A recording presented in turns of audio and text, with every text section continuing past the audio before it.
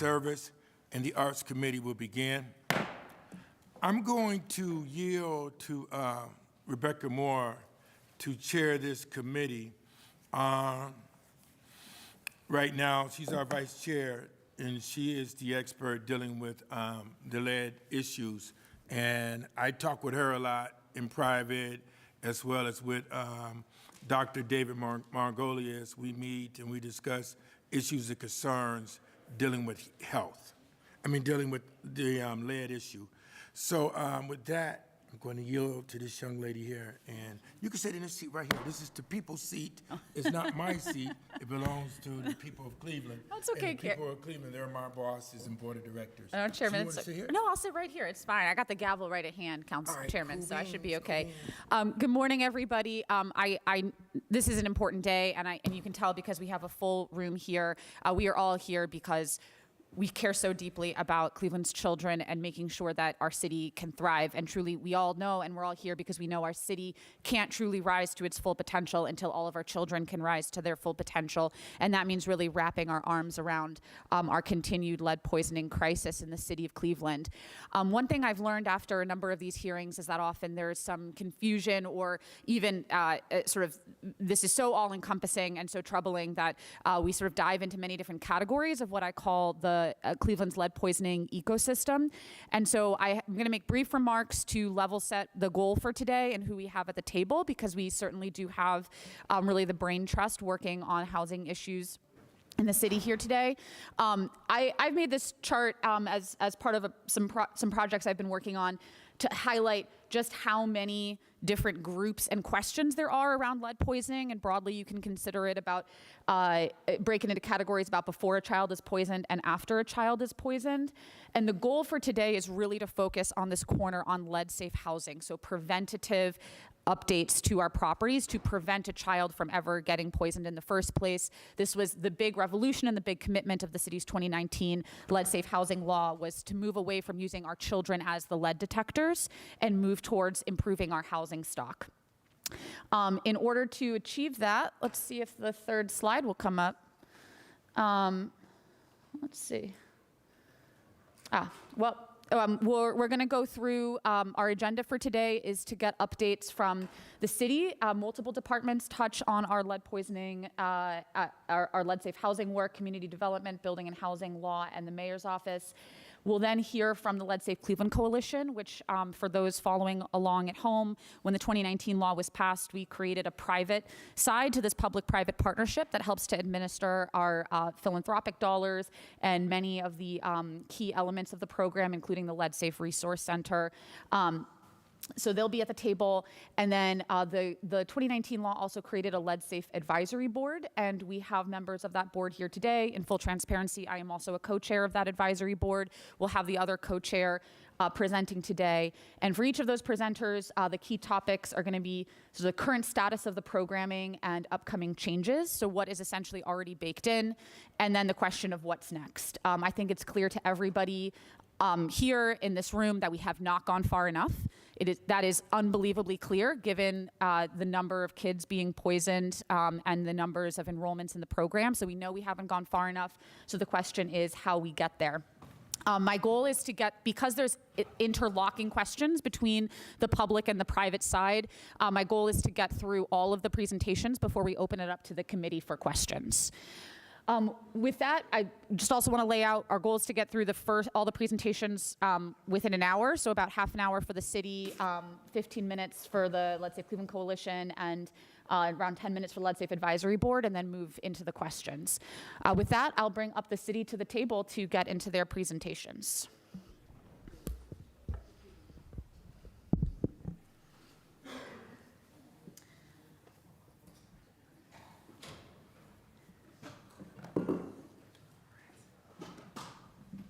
And Inez, could you help us bring up the city's PowerPoint now that we're... Oh, yes, I do. Here you go. Director, you guys can introduce yourself to the public. Absolutely. Through the chair, Dave Margolius, Director of Public Health, City of Cleveland. Sally Martin O'Toole, Director of Building and Housing, City of Cleveland. Alyssa Hernandez, City of Cleveland, Director of Community Development. Director, thank you very much. All right, so thank you. So 30 minutes from the city, starting now. 30 minutes, and then 15, and then say it one more time for the group. Yeah. We're going to try to hold to it because I know we're going to have a lot of questions from the, we're going to try to hold to it because we're going to have a lot of questions from the panel. Okay, thanks. So here's the latest data on lead poisoning in the city of Cleveland. So in 2005, as we've discussed at this table, our lead poisoning rate was 52%. Of children tested had a level that was greater than 3.5 micrograms per deciliter. Over the next 10 years, that number did drop dramatically, but unfortunately, over the last now 6 years, we've been updated with 2024 data. The number has been stable, where last year in 2024, there were 1,369 children who were referred to the health department who had a elevated blood lead level above 3.5 micrograms per deciliter. Now you notice that, so 2023 was slightly up relative to 2024, and there were some folks who were saying things were getting a lot worse, and that wasn't the case. It's just been, the bad news is that it's stable over the last 5-6 years. This is Cleveland's lead poisoning rate relative to other cities that are like us. And so unfortunately, Cleveland's lead poisoning rate, which is currently 2 to 3 times higher than Flint, Michigan ever was, we're still quite a bit higher than Toledo, Detroit, Akron, Cincinnati, and if Columbus was on there, they'd be way at the bottom there. This isn't for lack of a lot of good people doing good work, but Cleveland's lead poisoning rate started so much worse off than other peer cities, where other peer cities had much less housing stock, much less housing stock that was old painted wood, and had big fires that knocked out a lot of their old housing stock. Cleveland hasn't had the same set of circumstances, and so our lead poisoning rate improving at the same rate as many other cities, but started so far behind. This is what causes lead poisoning in Cleveland, as this group knows, but really important distinction because unfortunately, with the story of Flint, Michigan, when folks hear about lead poisoning here, even in Cleveland, they always think about, they often think about the water, where our lead poisoning is caused almost exclusively from stuff that looks like that, old windowsills, outdoor siding, and that classic peeling paint pattern. Lead testing is not equally distributed across Cleveland, so Cleveland's east side continues to have lower testing rates compared to the west side, and so the darker the neighborhood on the map, the higher the testing rate is. And lead poisoning is not equally distributed across Cleveland, so some of those east side neighborhoods there and kind of the southeast side and then Glenville or Huff have a higher lead poisoning rate relative to neighborhoods on the far west side, although Clark Fulton is lead poisoning rate is just as high as any of the highest neighborhoods. This is a map that you all have seen showing the scope of lead poisoning across Cleveland. Each of the red dots on the map represents a child who tested positive for elevated blood lead level in 2023. So 1,421 red dots from 2023 representing children who had an elevated blood lead level. And you can see that there are 2 focuses over on the west side, which represents a high lead poisoning rate, but also the higher testing rates that we see on the west side relative to the east side. So in 2019, amazing work brought together the Lead Safe Law of 2019, which at that point, it became the law that a rental unit in the city of Cleveland had to have either a clearance examination report or lead risk assessment to indicate that lead hazards are not identified in the unit. That lead safe certification valid for 2 years per the law. And then in October 2024, after analyzing the data over our first couple years, we moved to generally accepting just lead risk assessments because the law in 2019 indicated that the lead hazards are not identified in the unit to get a lead safe certificate, and the clearance exams outside of work being done were not indicating whether or not lead hazards were in a unit. And so we today still accept lead risk assessments and clearance exams, but clearance exams have to be done in the setting of previous work done. Yeah. Yeah. Council President, would you like a point? Yeah, I of course will defer to the Council President. I apologize. I know that we probably want to get through the presentation, No, but you might I just want to say make what's sure that I understand how and when was it determined that you were moving to the clearance exams from the lead risk assessments? So I know that the mayor put an executive order, but executive orders do not transcend correct. law. Correct. So I'm trying to understand how did you, Yep. and how are you looking at doing that when that's not law? Yep, so through the chair, so the law is that we accept either a clearance exam or a lead risk assessment to indicate that lead hazards are not identified in the unit. And so we still do accept lead risk assessments and clearance exams. However, the clearance exams are only accepted if they are in the situation where abatement work or other renovation work has been completed. And so it's the kind of lines up with HUD and Ohio Department of Health's recommendations for the use of clearance exams. So we haven't altered the law, but unfortunately, that was a shift for our lead safe worker community, who some of which only were certified to do clearance exams and now had to become additionally certified to be able to do lead risk assessments. You know what, Thank let me ask you this question also, Okay. and I'll be real quick about it. Clearance exams, can you bring that to us? I want to see that. Sure, so here's, Oh, you got it coming up next? yep. So this, All right. this slide, just a little bit about the difference between clearance exams and lead risk assessments. So clearance good. exams are pass-fail. They require less experience for the lead safe worker, less time. And according to HUD and Ohio Department of Health, as mentioned, they have a different indication. So the indication is to show the clearance of lead paint dust after work has been completed. A lead risk assessment is a report designed to identify lead hazards and present recommendations to address those lead hazards. You need more experience to be able to do them.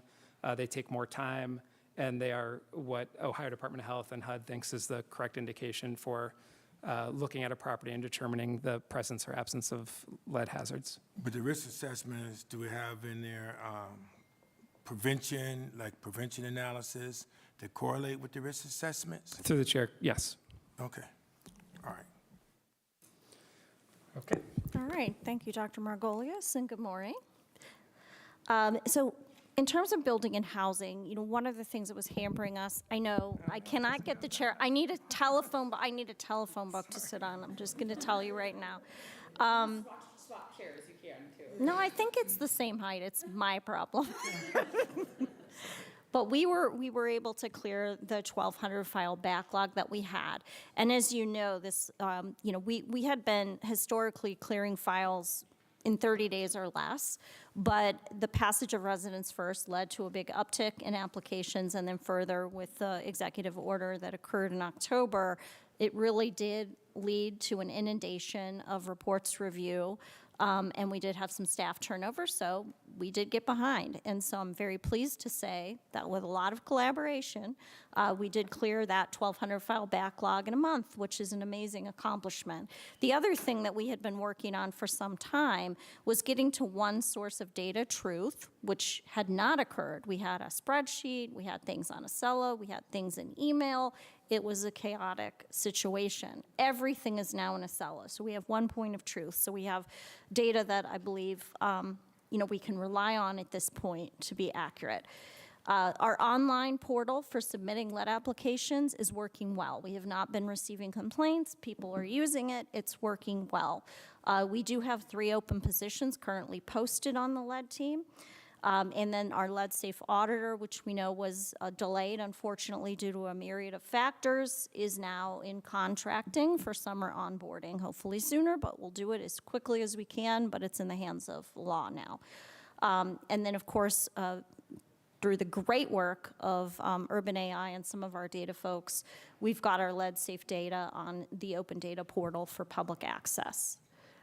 So we also know that change is hard for everybody, and certainly the ecosystem of lead workers. And so we hosted many webinars. In fact, these were weekly for a period of time to help with the use of the portal. We created a video to kind of help people track through that.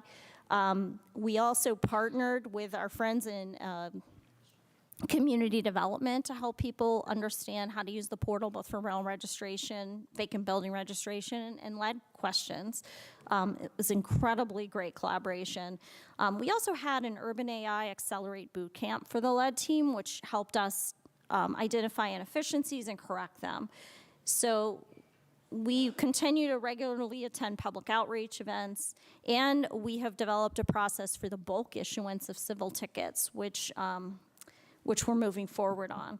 So if we look at the data, and we tried to keep it consistent with how our former lead auditor was reporting quarterly results, you know, we need to point out here too, because there were some duplicate files that were removed when we transitioned from the spreadsheet to the Acela portal, that, you know, it changed the numbers somewhat, but I think that the positive trend line is, you know, we have seen an uptick, and certainly we're starting to see that switch over from clearance exams to risk assessments. In Q1, you saw that go up quite dramatically.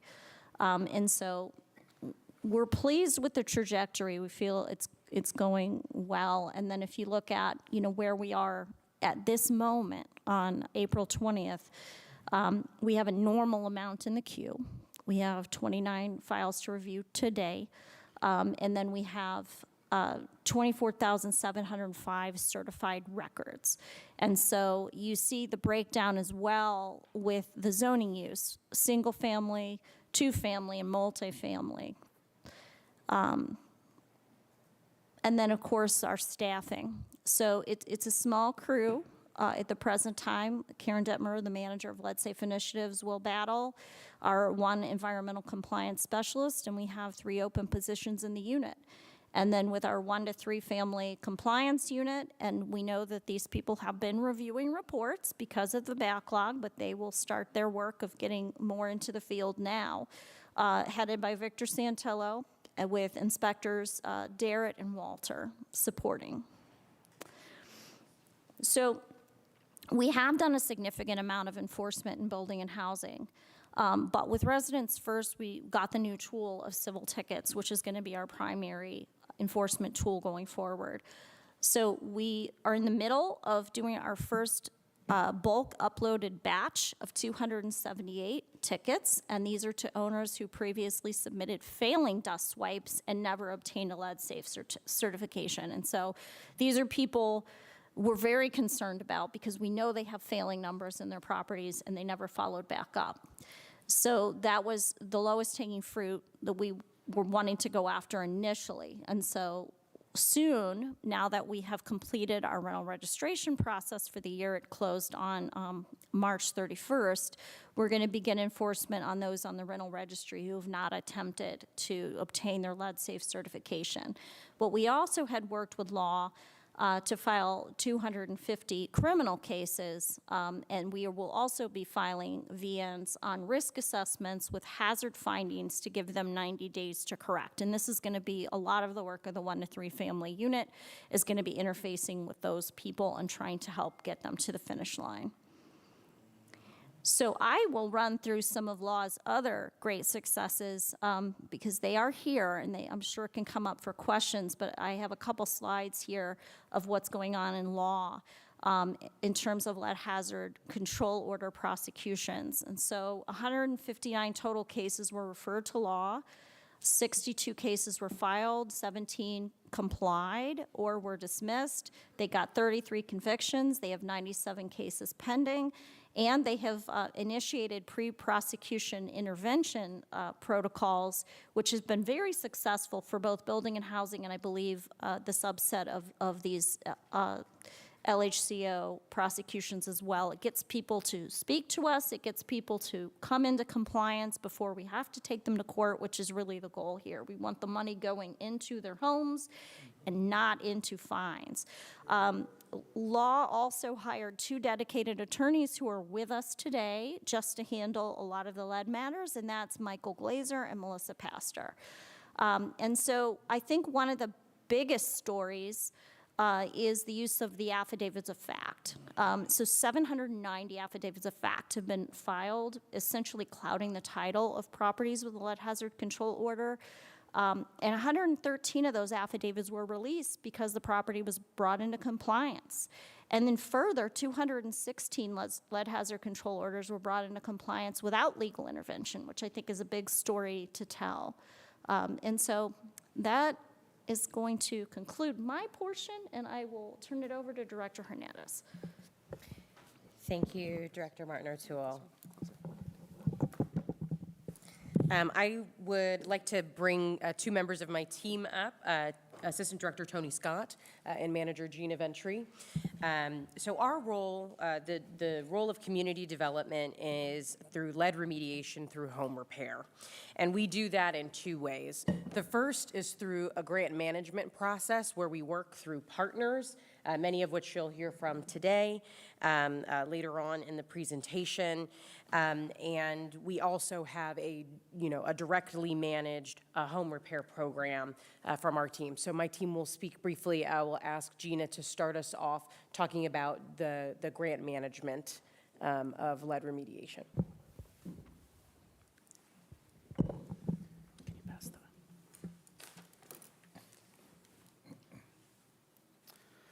Okay, so what we have here is an overview of the Lead Safe Ohio grant given to us through the Ohio Department of Development. The City of Cleveland received $4.9 million from this award. It runs from December 2023 through February 28th, 2026, in line with ARPA spending deadlines. The grant funds these categories of services here on the screen: lead abatement, lead cleaning, renovation, and supportive measures. And we are implementing this in coordination with CHN Housing Partners. You can see the allocations here on the screen, with $3.5 million going to CHN, CD keeping $1 million, equipment of $69,000, and then admin $490,000. CHN is managing $3.5 million of the total award, with a goal of completing repairs in at least 75 properties. Here's their allocation. As of now, CHN has spent approximately $230,000 of their allocation, additional $59,000 obligated through construction contracts that are currently in progress, and you can see a view of their pipeline here. 174 applications, 15 in outreach inspection scope, 3 jobs active, 17 jobs completed. CHN is currently working, as you saw, through a pipeline of 174 eligible applicants. They're also identifying projects from their other home repair programs that require lead clearance and could use a boost from this ODOD funding for example, windows and doors in those projects. This will help coordinate across funding sources and spend funds efficiently with the ARPA deadlines always in mind. They are on track for full spending by the end of 2025, which is ahead of the state's 2026 grant closeout dates. Next, we have the $1 million in CD. Community Development is administering this from the grant for targeted projects. $130,000 supporting Haven Home renovations. This is a congregate shelter that the state has agreed to support the renovation, lead safe renovations, and a final contractor walkthrough is scheduled for tomorrow. $600,000 set aside for homes with LHCOs. These have completed intake for 5 properties, and next is the risk assessment. The remaining $200,000 leverages HUD lead program dollars in the department through the Bureau of Residential Improvement. We have 1 completed project here, 2 more in process. And these are for projects that wouldn't be completed but for the assist from these dollars. And here is a projected timeline for the rest of the grant and the contingencies that will affect the projected timeline, including the availability of HUD funds, timing of contract execution, contractor capacity, and onboarding of the implementation vendor. And we are actively managing these variables to ensure the timely and efficient use of funds.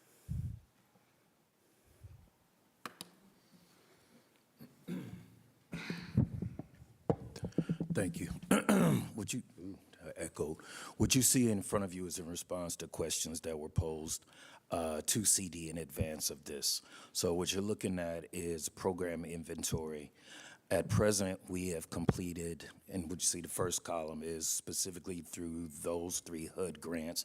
These numbers do not reflect SHAP or RA, so these do not reflect units with the Senior Home Assistance Program or the Repair a Home.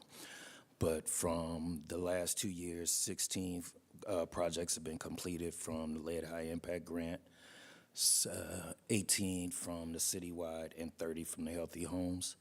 Under construction, you see we presently have 8. You'll see the majority is all in pre-construction. Pre-construction engages in a wealth of different things. We have to do environmental reviews in order to ensure compliance with HUD funding, lead hazard risk assessments, getting it actually assigned to the contractor. Those are all projects that are in that very substantial pre-construction phase. Eligibility is being determined with 66. What that means is that these have been assigned to the Healthy Homes Production Grant, and they're going through identifying the needs of the respective citizen, determining the financial eligibility. Once it's determined that they are eligible, then it moves into pre-construction. And at present, undersigned and under review, you see a total of 83. We have, unfortunately, as is the case with building and housing, and they've been able to move past their backlog. We're still in process. And at that point, there are 83 that are unassigned and they still are under review. So that's a substantial push that we're trying to accomplish. Unfortunately, also like building and housing, we have experienced some losses in staffing that have impacted that, as well as having to reallocate staff members in some cases. As you know, with the uncertainty of what's going on in Congress, it makes it a little bit difficult to hire right now for programs that are funded through HUD and CDBG dollars. So we've had to be as resourceful as possible during these recent months. Can they cross-train from building and housing over to community development, some of the people, so you look at some of their systems? Thank you for that question, Councilman, through the chair. We are also going through an Elevate boot camp, which is helping us to broaden our view of how we can get help throughout the ecosystem, not just within our own department. So those are some of the questions that we are exploring right now with our really talented Urban AI team to help us to get over this. And it was Urban AI that helped Sally to get through that backlog that she was going through. So yes, we are asking questions like that. Yeah. Because you could do job enlargement, so you can cross-train. Yeah, certainly. And I know I see a lot more slides from CD, so I want to make sure to keep you guys going because I want to leave time for the final slide on next steps. So please. Yeah, thank you. Thank you. What you see in front of you, I'm not going to go through the dollars, but that's the grant summaries for the 3 HUD grants that prioritize these initiatives. Now, what you will see that's the most concern for everyone looking, as well as for us, is the expiration dates are all this year. We've been in communications, constant communications with our HUD representatives, attending trainings. They were here in the city for technical assistance last year, and we are still waiting for approval. We've sought to extend and expand the grants. At this point, honestly, we have the foot to the pedal. If they tell us we can't extend it, then we'll have to deal with that. But other than that, what they said is production and pipeline, so that's why it's been very important to bring on other partners to assist us in that pipeline, and I'll just kind of briefly go through that. So, that part, so this is actually, I'm going to just speak very briefly off slide to some of the challenges, but most importantly, some of the progress. So we've heard the term implementation vendor, and I'm sure we'll get to talk about it later, but that's the third-party contractor that's going to come in and help us with managing these projects as far as in scaling up the contractor pool, getting the projects out the door. That's going to happen. We're in talks with some of our partners on how they can be better referral sources with their own funding so that way we can move some projects to them to minimize the the backlog of projects. We've even had some conversations about what can we do proactively to try to plug the gap as far as application intake right now, so we can focus on what's currently in the pipeline. So I don't want to speak prematurely, but there are a lot of proactive initiatives. We've also brought on third-party risk assessors. We brought them in, and that was part of the money. That was the ARPA funding that stayed within CD. So we've been trying to do everything that we can to plug the pipeline, but it is challenging. I'm not going to suggest that it's not. To that, I'll yield.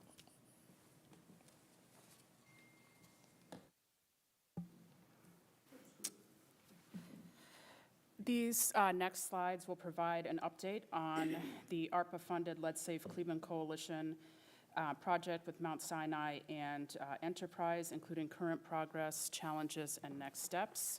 Here are the 5 service components of this program here on the slide: Lead Safe home repair grants, Lead Safe certification incentives, emergency housing assistance, workforce development, and screening and testing. Here's where they are in progress. Certification incentives are outperforming expectations with over 4,600 units receiving incentives, including single-family, duplex, and multifamily homes. I just want to pause here for a note on this data. This is self-reported on applications, the majority of which have been paid out in incentives and some that are still pending. It's not a specific breakdown of the incentives paid by housing type, but just an idea of the housing type that are seeking incentives. We're finalizing a contract amendment to remove income and grant caps and shift funds to more additional funds to home repair grants, which will unlock more investment per unit, help scale the home repair efforts, and help spend down the ARPA funds by the ARPA deadline. Risk assessors are being onboarded to meet compliance requirements with the executive order, and a relocation assistance pilot and screening and testing pilot are both planned for rollout in mid-2025. Here's a snapshot of the progress points. In the first quarter, 441 certification incentives issued, bringing the total to that over 4,600 number. 2 home repair grants completed for a total of 7 to date. Oh, sorry. Going back here, explanation of the pipeline, 325 is the current applications in the home repair administrator's pipeline that are active. 63 in active outreach and scopes, 8 active construction jobs, and 7 completed and billed to ARPA. The coalition expects significant growth in home repair numbers once the contract amendment is in place and pipeline units can be billed to ARPA. The amendment will allow for more investment per unit and significantly increase the repair pipeline over the next several quarters. And as we move through 2025, we expect to see greater repair volume and impact from this flexible model. Here are the metrics to date. You'll see consistent progress on incentives with over 4,600 issued.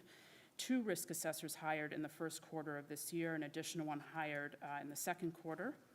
We plan to, with the amendment, to shift a portion of the workforce funding to home repair grants to meet growing pipeline needs. The relocation and screening programs are still in development and expected to begin later in 2025.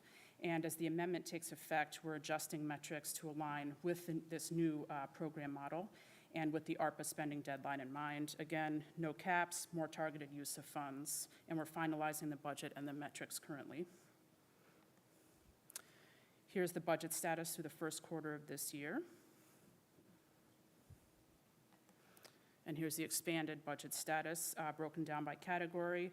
A note here that the grants and workforce numbers will change. Again, we're finalizing the amendment and associated funding shifts in budget.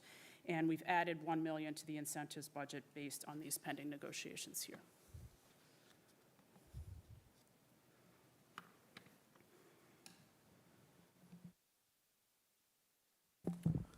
Thank you.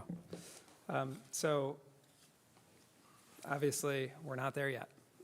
There remains a lot of work to do, but we do have a number of tools that we're looking forward to deploying, and then there's still additional help needed, across the board from the state, from the federal government, and locally. So enhanced enforcement.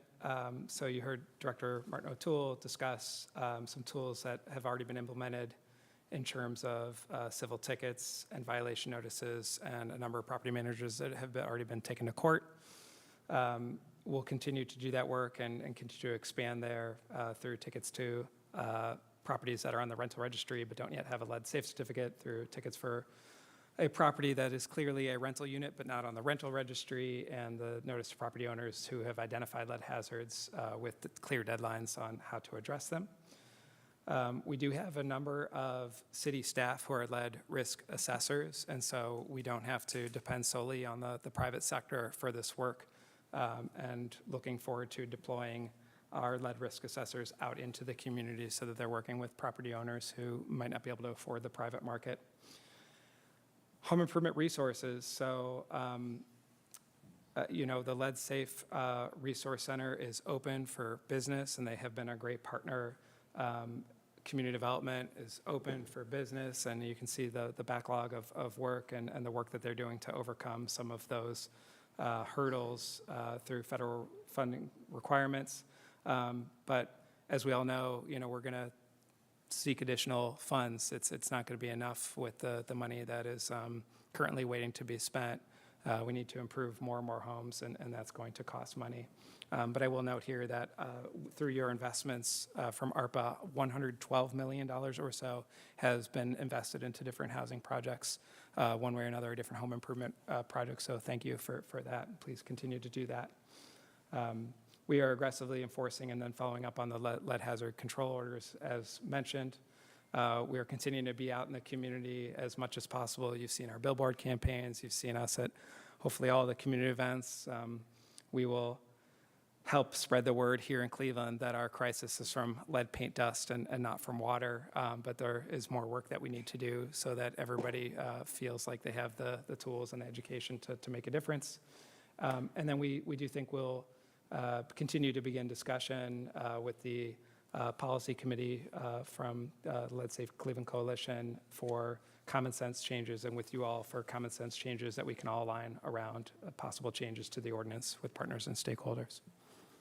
And that is my last slide, and we did it in 28 minutes. Yeah, pretty. Yeah, you were right there. That was 28 minutes. It felt like a couple hours, I know. So, and Director, I do thank you for holding to our time, and I want to acknowledge that you have given both the public and this committee a ton of information. And I'm sorry that we're going to. What I want to do is head right into the Lead Safe Cleveland Coalition, because this will interlock with what we've seen presented here today, and then we're going to open it up for full committee questions once we've heard from sort of the entire ecosystem at the table. But I want to acknowledge there's a lot that you just presented that I know we're all going to want to dig into, including some of those common sense. What we're talking about around common sense changes.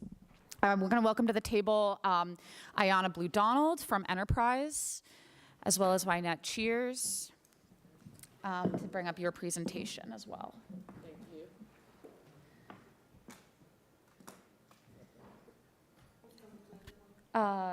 you. The last one, LSCC. Thank you. All right. It's hard not to call you director. You're not the only one. Thank you. Yeah, we're going to try to do for 15. Oh. Hit it. Yeah, there you go. I'm going to start my clock as well. Good morning. I'm Ayanna Blue Donald, Vice President of Enterprise Community Partners for the Ohio market. Really quickly, I'll just do a raise of hands. I'd like to introduce my fellow Lead Safe Cleveland representatives, because keep in mind, it's not Enterprise that does this alone. So Enterprise team, raise your hand. Lead Safe Home Fund administrators are in the building. Steering committee members, I think I saw a couple. Thank you. And any of our funders may also be in the room. Thank you. Thank you for joining us today. We really appreciate the support. We always welcome and appreciate the opportunity to come before Cleveland City Council to share updates on the coalition's progress towards ensuring children and families are safe from lead in the places they live, attend childcare, and visit in Cleveland.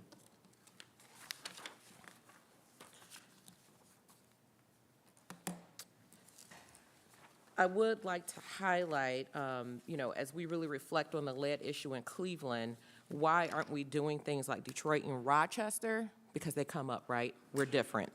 What makes us different is also what makes things complicated. The scale of the problem in Cleveland is different. Our amount of our housing stock that contains lead is higher than other cities. Starting points are different. No other city has a collaboration of the partnerships that we have between the city, meaning government officials, philanthropy, nonprofits, et cetera, to tackle this problem. Rochester had processes and policies in place that help them accelerate their impact. You know, happy that we are at the point where we have the residents first, the 1 to 3 unit, you know, carrying the backlog. We are making progress in our city. And while we have a long way to go, just wanted to acknowledge that. As you might remember, the coalition is governed by a steering committee. Here are our lovely pictures. But it's made up of committee chairs, individuals, directly impacted individuals, civic leaders, at-large members, and City of Cleveland representatives. There's one person from council and one from the administration. We're happily welcoming Dr. David Margolius into the steering committee, and Council President Blaine Griffin also currently serves. Just as a quick reminder, because sometimes I think it gets missed, that the steering committee actually oversees the affairs of the coalition and supports the coalition's mission and purpose by doing a couple things. Helping to ensure the coalition is viable as it pursues its mission, purpose, and guiding principles, provide strategic guidance to coalition staff and working committee chairs, and help to ensure goals are met, serve as representative voices of the coalition, select the Lead Safe Home Fund administrators, and monitor the operation of the Lead Safe Home Loans, grants, Lead Safe Child Care, and Lead Safe Resource Center. And as you can see, our steering committee, like the coalition, is made up of people from all walks of life and different backgrounds, all coming together with one common goal: to prevent children from being poisoned by lead. Our mission and our purpose, because also I think sometimes it gets conflated. Thank you, Councilwoman Chair, for putting up that slide in the very beginning, because there are so many moving parts to this work that we are doing. We are a community-driven initiative focused on preventing childhood lead poisoning in Cleveland. We operate the Lead Safe Home Fund, comprised of neighborhood-based administrators, programs that provide grants and incentives to local property owners with the funding needed to eliminate lead hazards in the community. We're guided by the steering committee mentioned earlier. I think that's important to note, that everyone, that brain trust is really guiding what we're doing, and that vision is administered by us at Enterprise and works in partnership with the city, the county, and multiple government agencies. It's not a government, Lead Safe Cleveland Coalition is not a government agency, but we work closely with the city and council and other partners, so the things that we administer are not the city-driven, governmental type of work. We're funded by a combination of philanthropic gifts. Over 25, I think, people or entities, et cetera, have come to our doorstep to say, hey, we want to invest in you with different types of funds. And we're made up of more than 500 members, 150 organizations, state and local governments, and families impacted by lead. Also, you'll see Wynette and I will kind of tag team this, so next up is Wynette.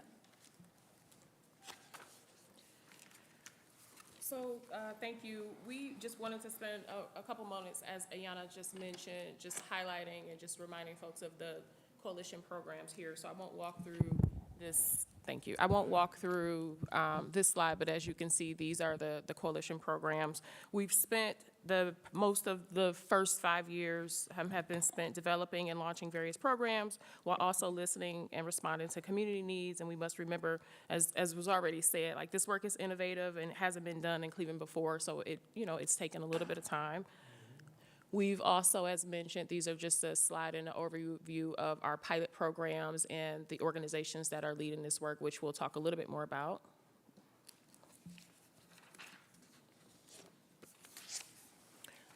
And so, getting to the impact of the executive order, which was already mentioned earlier, we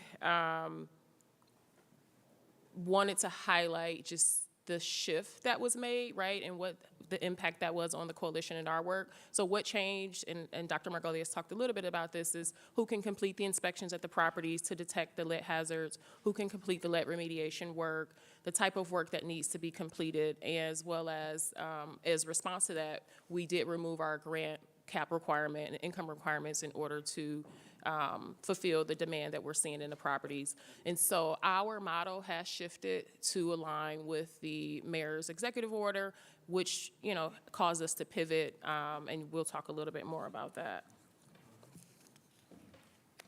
So this is a slide here that talks about our impact as it relates to the lead-safe grants, loans, and incentives.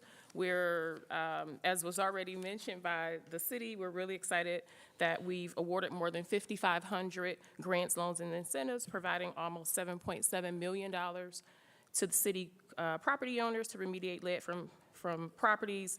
There's a breakdown of the incentives, and so what you heard Gina talk about was the incentives paid for by ARPA, though we do have second-round incentives that are not paid for by ARPA, so you'll see the difference in the total number there.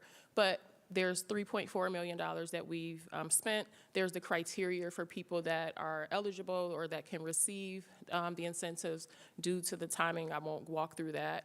And then also on the grants and loan side, we've provided 403 grants to units to complete lead remediation, as well as that includes grants and loans. And so you see the criteria for individuals being able to receive those grants and loans. I do want to point out that we're prioritizing rental property and owner-occupied homes with children in them moving forward.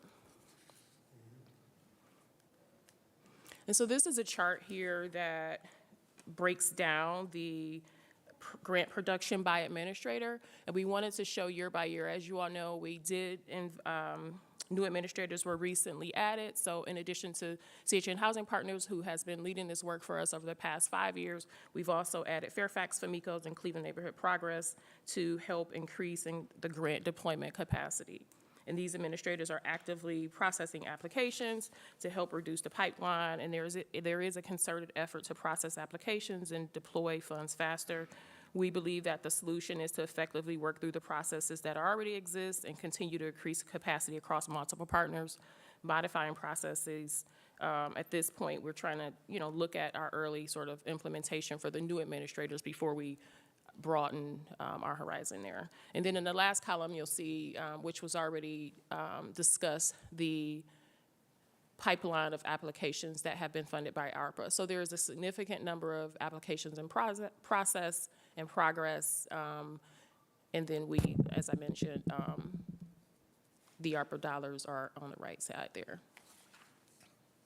Also wanted to mention for CMP, and this was mentioned by Gina as well. So we, working with CMP, Cleveland Neighborhood Progress, are implementing a CDC lead-safe workforce model. The new proposed approach to workforce model shifted using clearance technicians as we had originally envisioned to risk assessors. And we're partnering with select CDCs to provide grants to community members. We have hired, or they have hired, 3 lead risk assessors to date. Really excited about that. And there's other positions that are posted to hire additional administrators. And there's first 6 projects are in progress.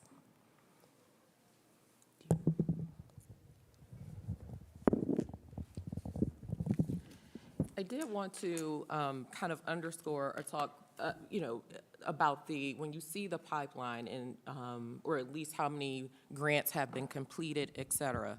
When we first started this work, we really did set out lofty goals about what could be accomplished. We made assumptions about, contractors. We made assumptions about supplies. We made assumptions about how easy it would be to get into properties.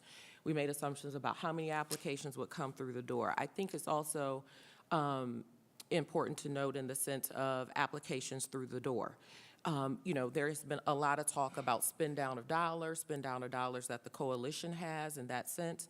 But if we look at the applications that we have in our pipeline, we've reflected, Gina did earlier, applications that are in the ARPA pipeline. Those are ones that have been specifically passed on to our administrators to spend down the ARPA dollars.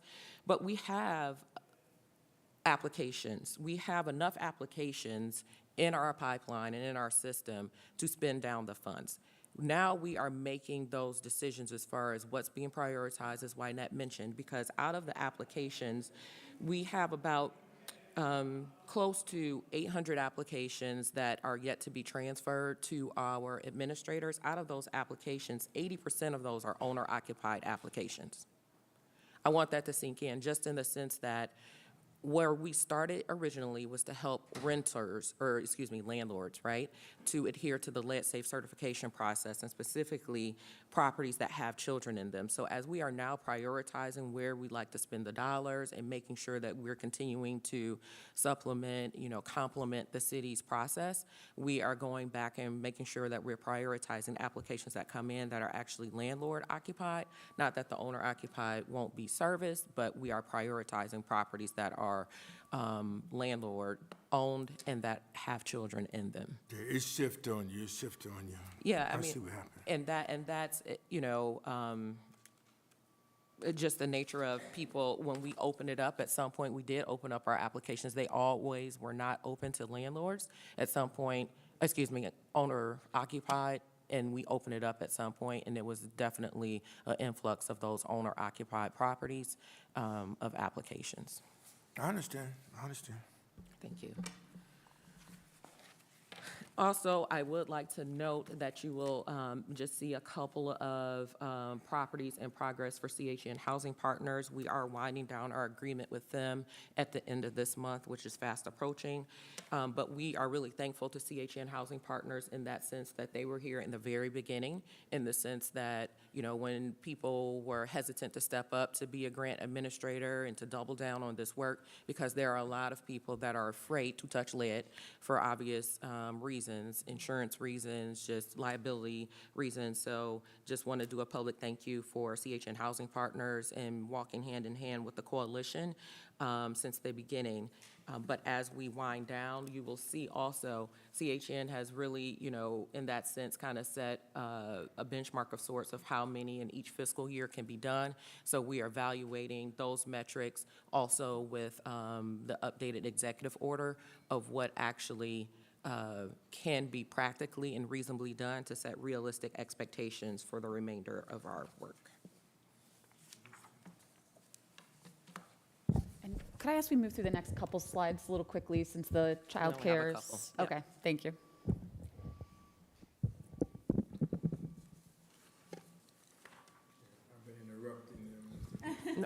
So really quick, so just as a quick update on the Let's Safe Child Care program, the goal there is to remediate 24 child care facilities through both center-based as well as home-based facilities.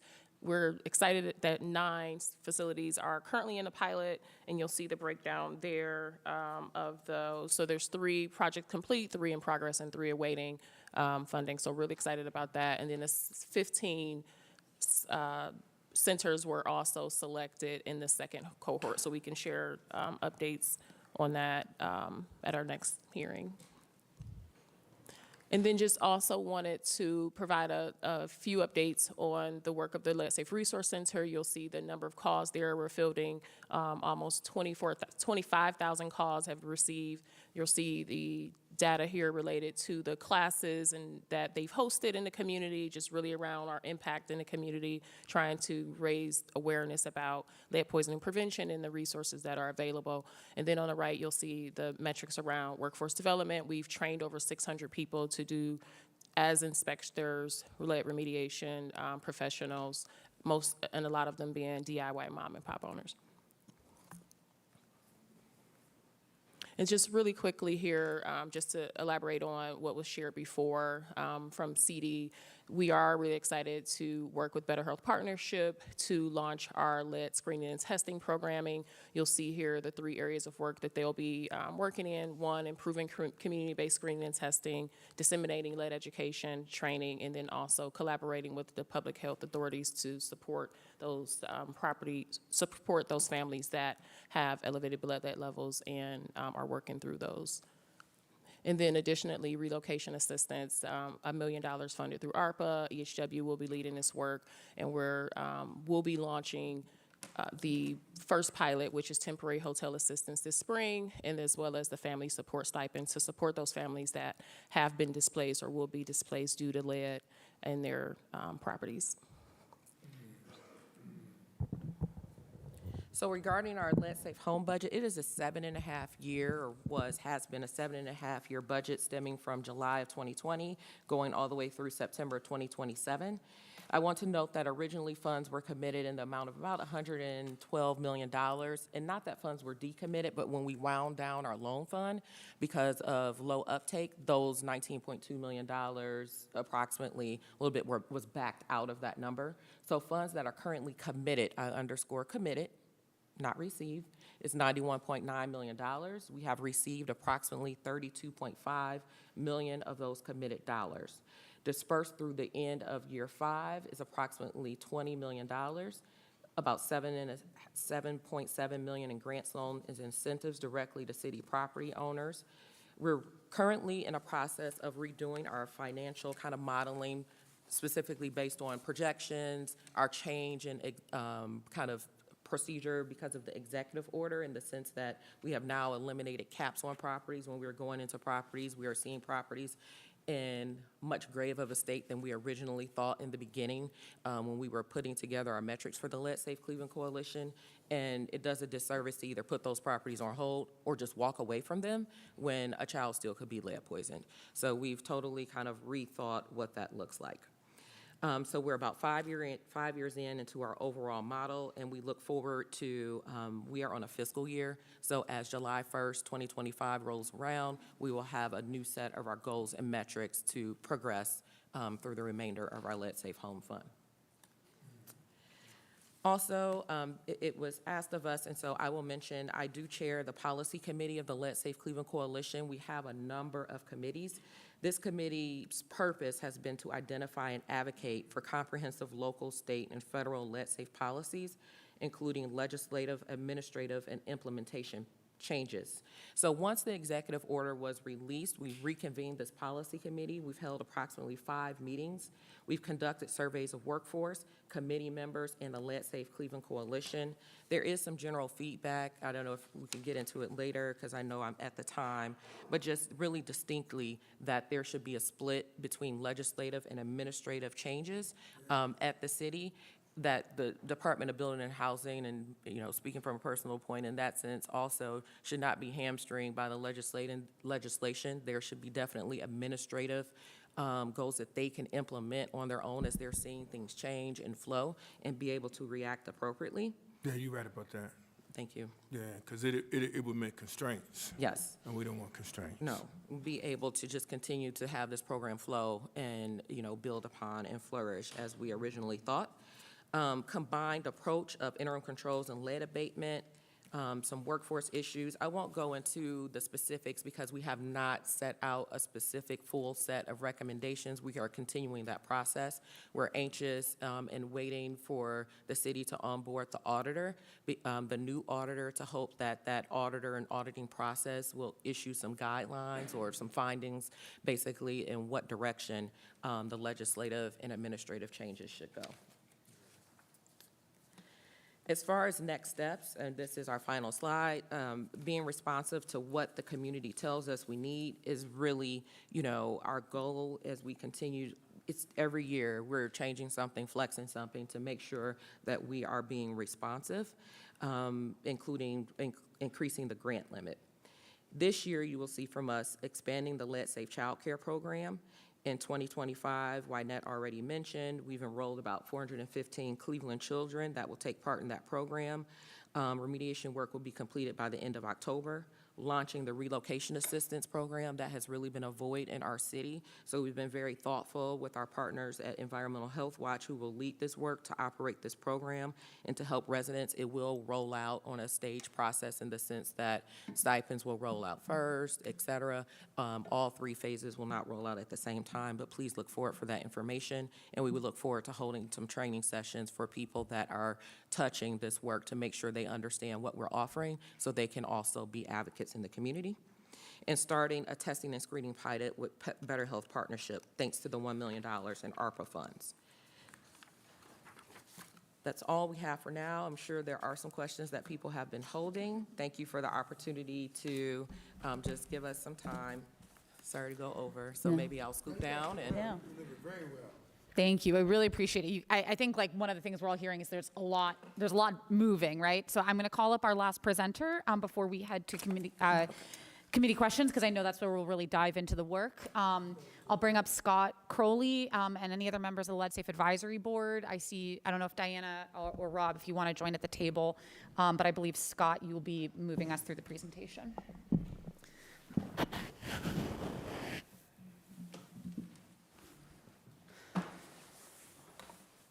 All right, welcome to the table, and you got to get one of these microphones with the green light on.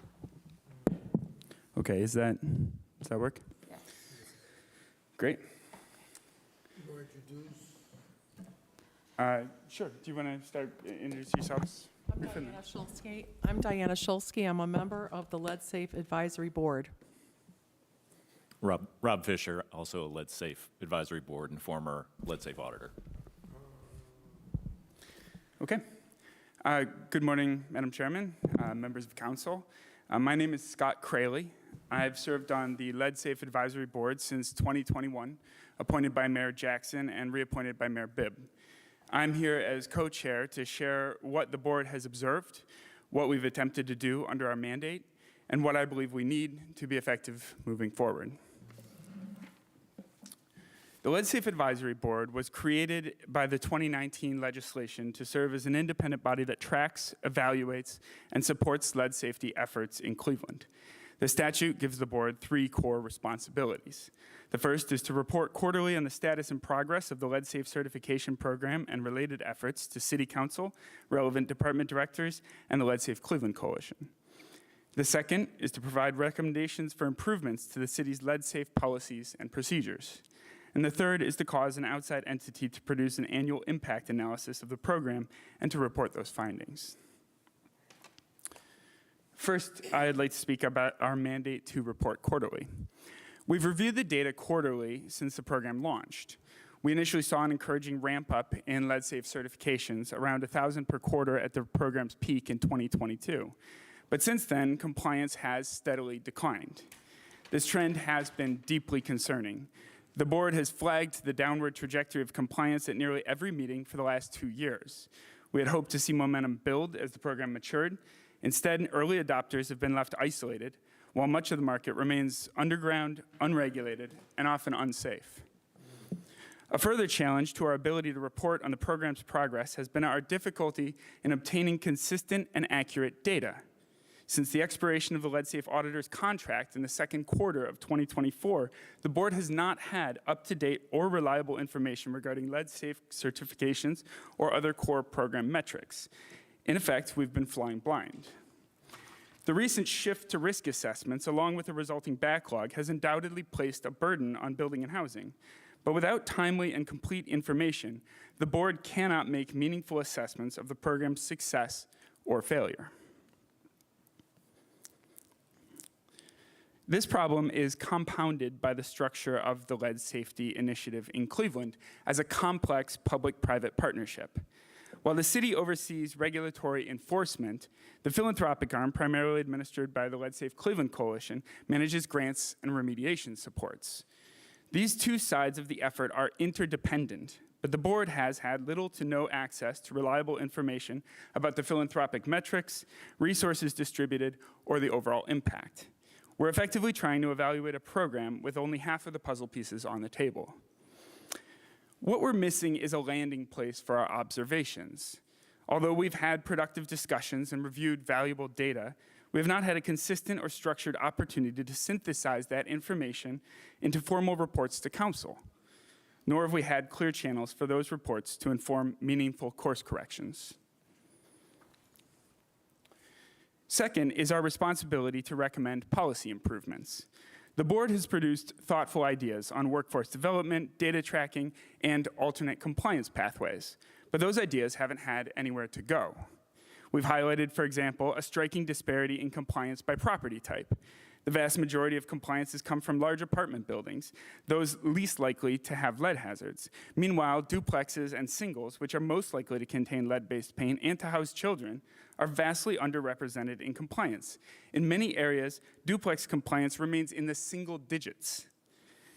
This strongly suggests the current approach is skimming the safest properties off the top while failing to reach the riskiest homes. That's a clear call for policy revision. We discussed a proposal last fall that would create an alternative path to compliance based on window and door replacement, with the goal of bringing some of these hazardous properties into the fold while meaningfully reducing the harm they are causing to our city's children. But again, we lack the tools to deliver these insights in a way that leads to action. When major policy changes have been made, like last fall's pivot to lead clearance exams, from lead clearance exams to risk assessments, they've happened without consultation with the board. We found out about the change through a press release. That's not how a functional advisory board is integrated into policymaking. Third is our mandate to commission impact analyses. This work has not really happened. It was loosely assumed that the lead auditor might fulfill this role, but that was never part of their contract, and the board has no staff or budget to initiate an independent evaluation. Without funding and capacity, this requirement has remained unmet. In short, this board is composed of committed, knowledgeable, and independent members. We are not city staff. We are a diverse group: risk assessors, researchers, public health professionals, real estate experts, and community advocates. We are well positioned to provide insight and oversight, but we are currently underpowered to do so. To be effective, we need 4 things. We need, first, staff support and a modest budget to ensure continuity, administrative capacity, and the ability to produce reports and commission outside analyses. Second, we need consistent, accurate, and timely data from all relevant actors, including the city and the coalition, so we can develop a full picture of how the program is functioning. Third, we need a structured relationship with City Council, ideally quarterly briefings, to ensure our insights are shared and can help guide legislation. And fourth, we need a formal role in policy development and revision so the board is not sidelined from key decisions. Over 1,000 children in Cleveland are poisoned by lead each year. That is unacceptable. We cannot afford another 4 years of stalled progress.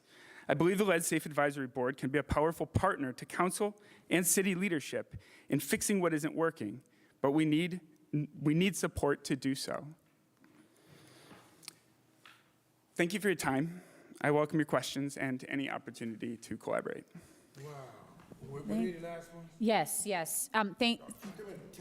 Yes, absolutely. So Scott and to the Let's Safe Advisory, let's keep you at the table, and then let's bring up the city and the coalition. We're now going to move to the question. Chairman, I want to make sure that you get the first bite at the apple, and then we'll go with 15-minute chunks for the committee. Does anyone want to? Yeah. What's your name again? Scott Crayley. We need to meet with him, with Scott, maybe sometime this week, and we discuss some things. Because, everyone's bringing us information. But if they're, do you have a background? I'm sorry, what's your name again? Rob Fisher. I'm just, Fisher. Yeah, and please, if you don't mind speaking into the microphones, I know we've got only so Is your long. background in compliance? No, in research and evaluation. I'm at the Mandel School Yeah, and direct the my Poverty ward, Center. my ward. We do need a staff. And when you look at the budget, you need that. And you need a staff to deal with compliance. So when you write policy, you got to have a way you can look at some way to measure our goals and objectives through evaluation. And that's the only way which will help us to implement and create policy. Because one thing, policy, what you were mentioning earlier, Director, it can change on you, but if you don't have anyone to evaluate it, then I don't know where I'm going. I don't know. And so you narrated, and it made me highly disappointed. Man, that's just not good. So we'll definitely meet with you, Scott. And did you write down how much you probably need for staffing and staff support and Through the chair, to the council member, I think that the Lead Safe Advisory Board is currently a very underutilized asset developed by council on some level to be council's eyes on the ground. The administration and the coalition are in the process of implementing, And so they want to, monitor their programming internally and to show the progress they're making. Our role, as I understand it, is to represent you, the legislators, to be evaluating the success of your legislation in the real world. I don't think we need I don't think a large staff is necessary or appropriate because we are not in the business of implementation and should not be, because that kind of allows us to be good evaluators. But having a single person, we've been meeting on a quarterly basis. I think a quarterly basis is probably too infrequent, realistically, given the fact that we're 4 years in and haven't seen the number of EBLs go down significantly. But in order to make those meetings count, we're a volunteer board. To put that kind of time in, we need to see more continuity. And to have a staffer who is kind of working on the things that we discuss at the board level, going out, fetching information for us, drafting our thoughts into meaningful proposals to bring back to council, and doing some of that go-between work would be a significant help. I don't know that it needs to be a full-time person. I'm not sure. That's really more your prerogative or area of expertise than mine. But to have a person whose job it is to make sure that we have connective tissue between the board meetings so that iterating can happen in a productive way, I think that's the request. You know what? What I do know that, let me say this. The other institutions, they're hitting their goals and objectives. However, you do need what you just narrated to us to evaluate it, because I remember when we were implementing back in 2019 this legislation. And the way I look at legislation, you got to manage it. It moves. And as Director Blue was narrating to us, some things have moved, and she's over the policy committee, but only way you're going to measure policy to see that there's that you're hitting your goals as well as your objectives is to have what you just narrated as an evaluation tool, because it can shift on you. And you narrated, so how did you come up with they're hitting the low-hanging fruits? I think that's what you narrated instead of the duplexes and the single houses. How did you get numbers for that? Through the chair. Through the chair, Dr. Fisher can speak to the data collection as the former auditor. He was largely in charge of collecting that data. But as far as this concept of skimming the safest properties, I think that the way that the legislation was set up, where the city was largely emphasizing a clearance exam or a risk assessment, going out and trying to determine that a property is safe. Right. The reality is, in the housing market in Cleveland, there are properties that are safe. Probably a lot of them are larger buildings or newer structures. But the job of making children safe isn't about going out and identifying safe properties. It's about going out and fixing the properties that aren't safe. Right. And so a lot of this legislation has been focused on getting those property owners who feel they can pass a clearance exam, because realistically, most landlords are going to know, like, I'm going to pass, this can pass or this cannot pass. And so we've been getting those whose properties are more or less able to pass that bar, collecting those as data points, handing out incentives to compensate them for that. And what we're not doing is going to the house next door, which has paint peeling off the windows, because they're not going to go and get a clearance because they can't pass it. So when we see 7% or 9% compliance by duplexes in various quadrants of the city, we're seeing 90-something% of duplexes who are essentially opting out because of the prohibitive cost or the lack of enforcement, or some complicated combination of the two. You know, this is both an enforcement issue, but in order to enforce effectively without dropping the bottom out of the housing market, you also have to beef up the supply chain to allow these repairs to be made. You can give a violation notice, but if it's a $40,000 job to replace the windows and doors and the person's making $600 a month in rent, it's not going to happen anytime soon, no matter how much you wish it. So we really have to be looking at both sides of that equation, both the enforcing, declaring what needs to be done, and also the process of getting it done. So do they send you anything? How do you know? I'm not saying you're wrong, but if you have nothing to measure what they just narrated to us, you making an assumption, or you making a strong assumption, or you read their evaluation process, what they just narrated to us? Yeah, no, I think that all of the information presented by both the city and the coalition, I assume is accurate and correct. I think that there are, in fact, many properties that have complied with the lead clearance requirement, that there are some number of properties that are complying with the lead risk assessment so far. We don't know exactly, I'm not aware of exactly how many that is. I think the lead risk assessment will face the same fundamental problem as the lead clearance exam did. I personally agree that the clearance exam was never the right tool to be measuring lead safety in a home. And I was not at all surprised to hear 11 children had been poisoned inside homes that had passing clearance exams. However, I don't think, in my opinion, the problem is the certainty of the test. The problem is the 1,000 children who are being poisoned each year outside of houses that are being cleared. And so it's, how do we cast that net wider? How do we go after those properties who are going to fail a risk assessment? And when they do fail, do we have the resources lined up to go and get those compliant? Because if there are, I don't know how many there are, if there's 1,000, 10,000, 20,000 duplexes in the city that need these $10,000 to $40,000 of windows and doors in 90 days, I mean, we have to structure a staggered approach that is like realistic if we're going to notch meaningful progress. Yeah, we did create you guys. Let's talk. I'm going to give you my cell number. And Doc, I passed by Mandel School of Applied Science. Matter of fact, this week, at least 7 times walking. I know. Right, walking over there. I stop by the Glidden House. I meet with people there, and I can meet with you as well, Doctor. We'll talk afterwards, and then we'll see what's what. And you have shocked me, but I want to see. I'm not going to cast fingers.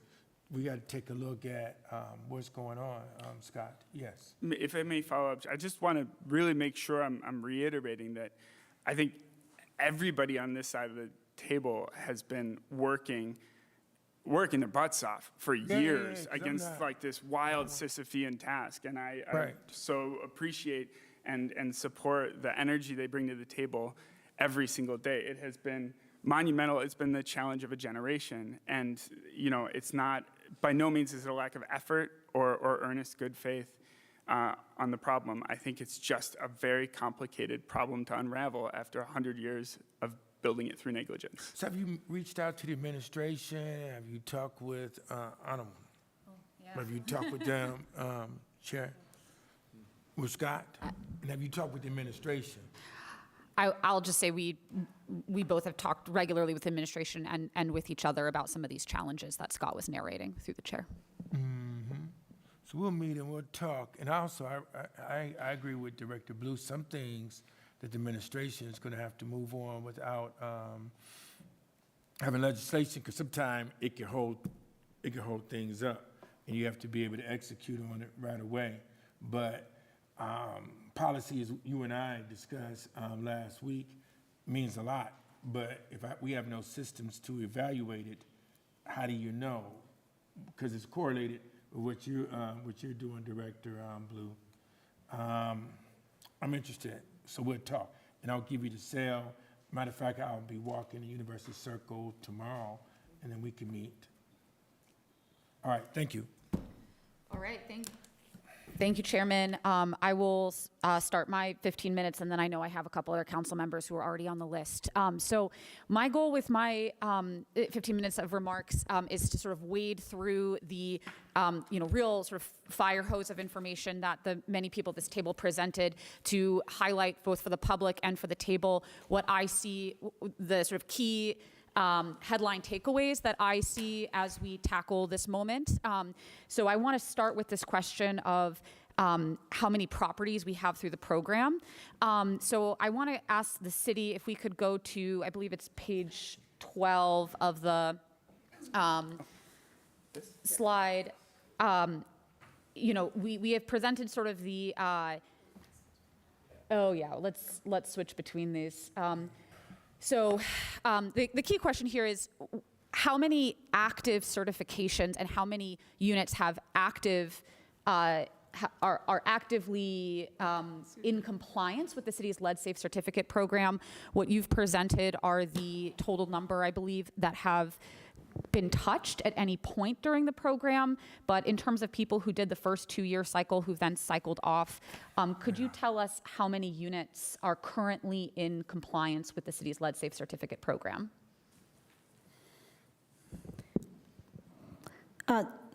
Madam Chair, we believe that the total number of certified parcels currently is $5,597. And dollars. Units, sorry, misspoke. But I do want to just stress one thing, because I just respect so much what the board is saying, and I know we've had these conversations for a long time, and we all agree. I think the current framework isn't ideal, and we're kind of selecting the ones that are the most likely to pass, right? So all of these things are true, but the data is fixed now.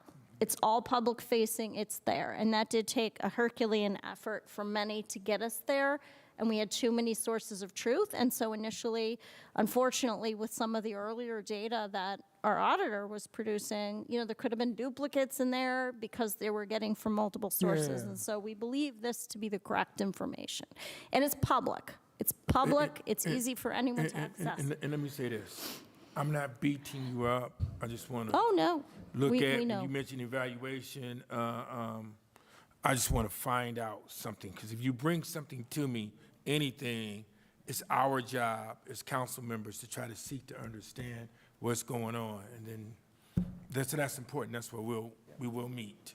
Yeah, I think that's exactly right. And, you know, we do have tough questions to ask here, because this is the most serious challenge that we're all going to tackle in our lifetimes in Cleveland. And want to reiterate the point that I truly believe in the good faith and earnestness of everyone's efforts to tackle this, but also we haven't gone far enough. And so how to make this program successful in a way that truly protects our kids is, I think, you know, our challenge. And so to do that, we need to understand it and also sort of meet this moment where we're acknowledging we've come far, but we haven't gone nearly far enough. I want to push back slightly on the idea that the total number of certified units is 24,000 currently, because that covers all of the certifications that have come in since 2021, and some of those have expired. So are you accounting for expired certificates in that second slide? So some of that is also parent-child records where they have renewed. So trying to get at the total number that has fallen by the wayside is not called out specifically, but we certainly can parse it out. I would ask too, because at least at the last time that we had the auditor, or an active auditor, we had less than 100 renewals. Correct. And so, you know, I would really be surprised if the entirety of the number of properties that had come through one time had then cycled in again. So I want to reiterate that the challenge here is making properties lead safe for kids living in them, not lead safe for a day. And we've made big progress with moving towards lead risk assessment. But again, understanding how many active certificates we have is going to be critical. I know what else. I'd also ask that, you know, in terms of the zoning, that you guys connect with Rob Fisher about how we broke it out by unit. Because if we're using zoning to determine the number of units in the property, you're essentially looking at the number of parcels and buildings rather than the number of units. And if we have a large number of multifamily units coming, or a large number of buildings that happen to be multifamily, you could have 100+ units in each one of those. So I'd like to see that usage type broken out by the raw number of units, similar to how the auditor has done that in the past, because I think that will get us at the question of the single family and duplex properties that we've actually managed to touch during the course of this work. Yes, Madam Chair, if you look at the far bottom right, you know, yes, one family, two family, and multifamily, and it does not break out the total number of multifamily units, but that would be easy enough to do. But it's total, you know, total parcels. Thank you. I appreciate that. So if sort of headline one I want to share with the committee is that and if you will just narrate this, that what percentage of the total number of units across the city do we think have gone through have gone through a lead safe program? So, Madam Chairwoman, we really do believe the total number of active certified records are 24,705. So I do want to just state that. That was our data, people parsing that out very carefully. So we will do our best, though, to determine which ones are expired and which I don't believe this contains expired figures, Okay. okay? I will be delighted if it doesn't. Yes. Well, again, remember, we got a big surge. Right. And we got a lot of people coming back online that had previously not been. But the denominator is about 100,000 units across the city. The denominator, according to Rob Fisher, is 100,000 units, and that would be well above what we've ever had on our rental registry. So, Rob, you might want to clarify. As much as I'd like to take credit for that, the study that was done in 2018 in collaboration with Building and Housing and the community development professionals identified 100,000, and we did release that report, and everybody agreed with that. Now people don't like that number, so it's very hard to. It's hard. There's far fewer on the registry. Yeah. But there's a bunch of fugitives that we did try to estimate. I'm not saying it's a perfect number. There's probably been a decrease since that time because of the ordinance and other things. Yeah. But it's certainly larger than the registered. So, Madam Chairwoman, to clarify, we don't dispute that there's more rentals than are ever on our rental registry, but typically we have maybe 50,000 to 60,000 units on our rental registry in any given year. But the one caveat to remember about that is that you can't hold an eviction in court without having a rental registry. Yeah. So it does bring a lot of people in because of the court's process that may not have, or, wouldn't have gone voluntarily to register the rental property. So while we know there's a shadow inventory and we're certain it's true, and this data was parsed out looking at, LLC ownership information, and so yes, we believe there's validity to it, but they're obviously not using the court to evict. Okay. I think one of the things I'll highlight from that is just we have continued uncertainty about even some of the basic numbers, and I think it's incumbent on everyone at this table to have a very clear understanding of the denominator. And I take your point that you believe that is the full number of active certified units.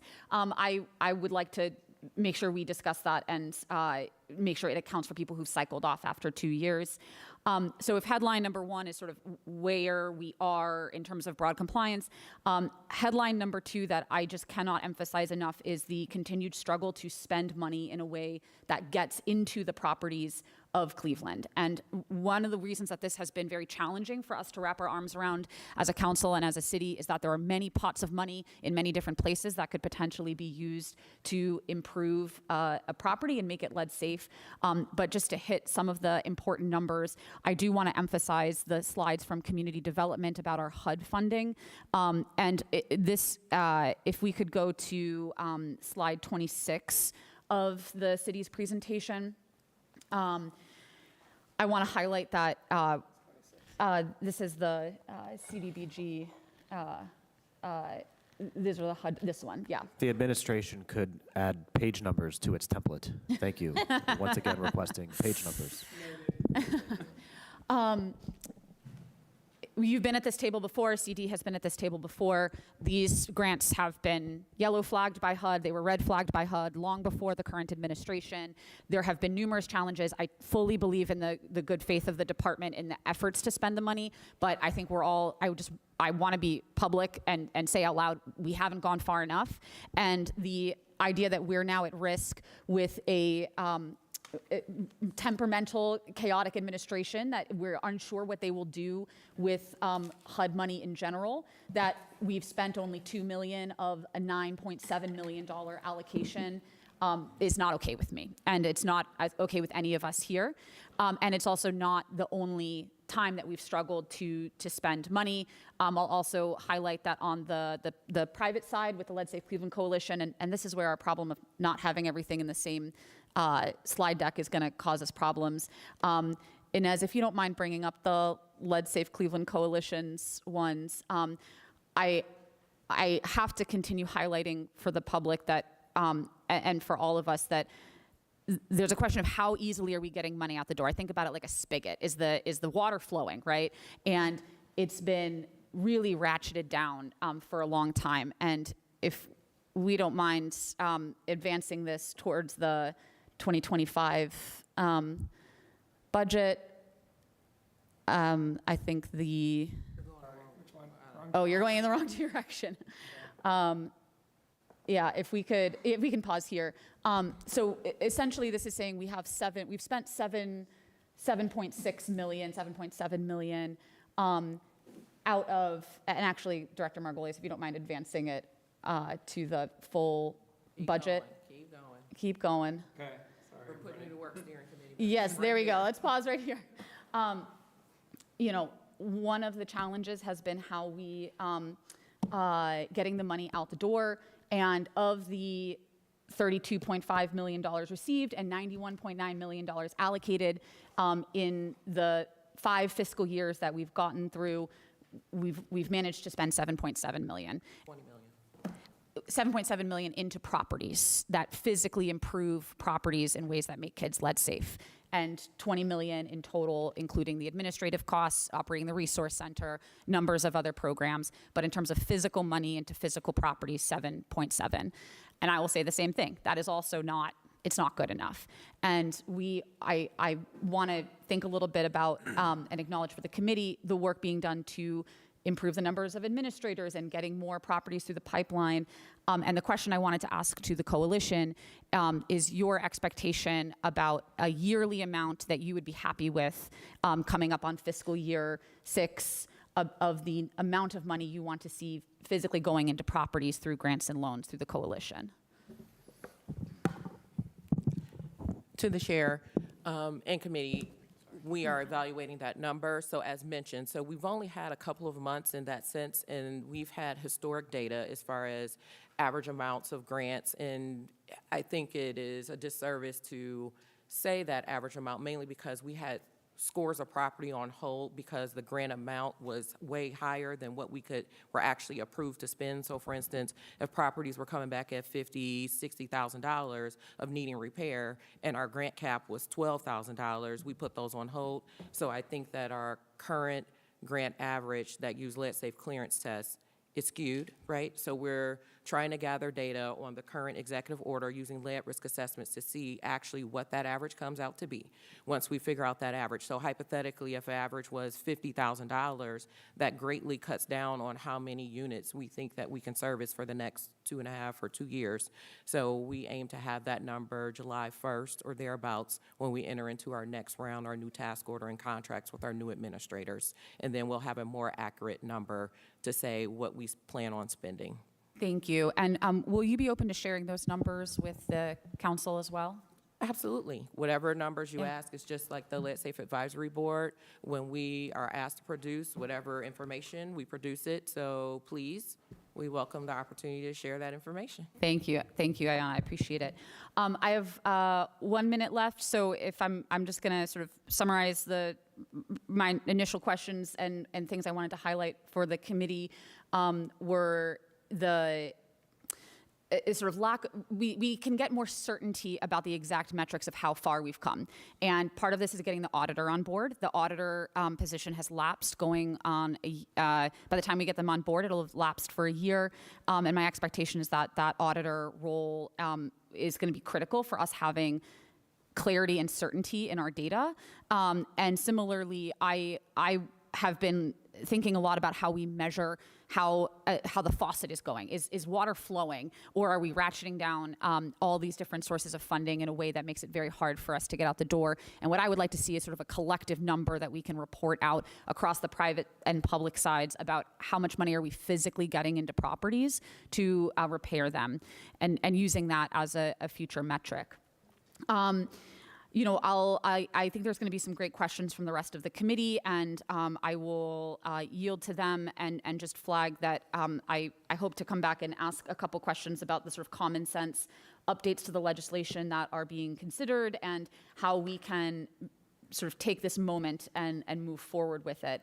But with that, I'm going to go over to our next committee member, rounding out my 15 minutes, and hand it over to Councilman Chris Harsh. Chair, can I? Oh, thank you. If I can add one thing, I'm sorry, just in the sense of, I ask respectfully, Chair and committee, that when we look at overall spend, I think that's for everyone at this table. I think it does do a slight disservice just to look at the amount of dollars that goes into properties, mainly because the other work is highly important. So even if you think about the dollars, if I go down the line, building and housing spends on their 1 to 3 unit and standing that up and inspector time and all the things, these all lead to lead safe certifications. The work that health is doing as far as community engagement, I see billboards around, all the marketing, et cetera. Same with us. How much our resource center is out in every ward, hosting ward meetings, how much that takes, how much collateral we spend. We're paying insurance dollars for all of our contractors so that they don't have that hurdle. And now that the executive order is in place, guess what? The insurance is more to do lead risk assessments and to do that work. So that is an added cost. There are so many things that go into making sure that our children are lead safe. It is not just the grants, the loans, the incentives, the direct dollars. Same with the Department of Community Development. How much work has to be done to actually get the contractors in the door that want to work with the city? That this is a Herculean effort and is not just drilled down to the dollars that are in. When we started the Lead Safe Cleveland Coalition, when we started and implemented the law, this was supposed to be a systemic change and approach to how we address lead poisoning in our children.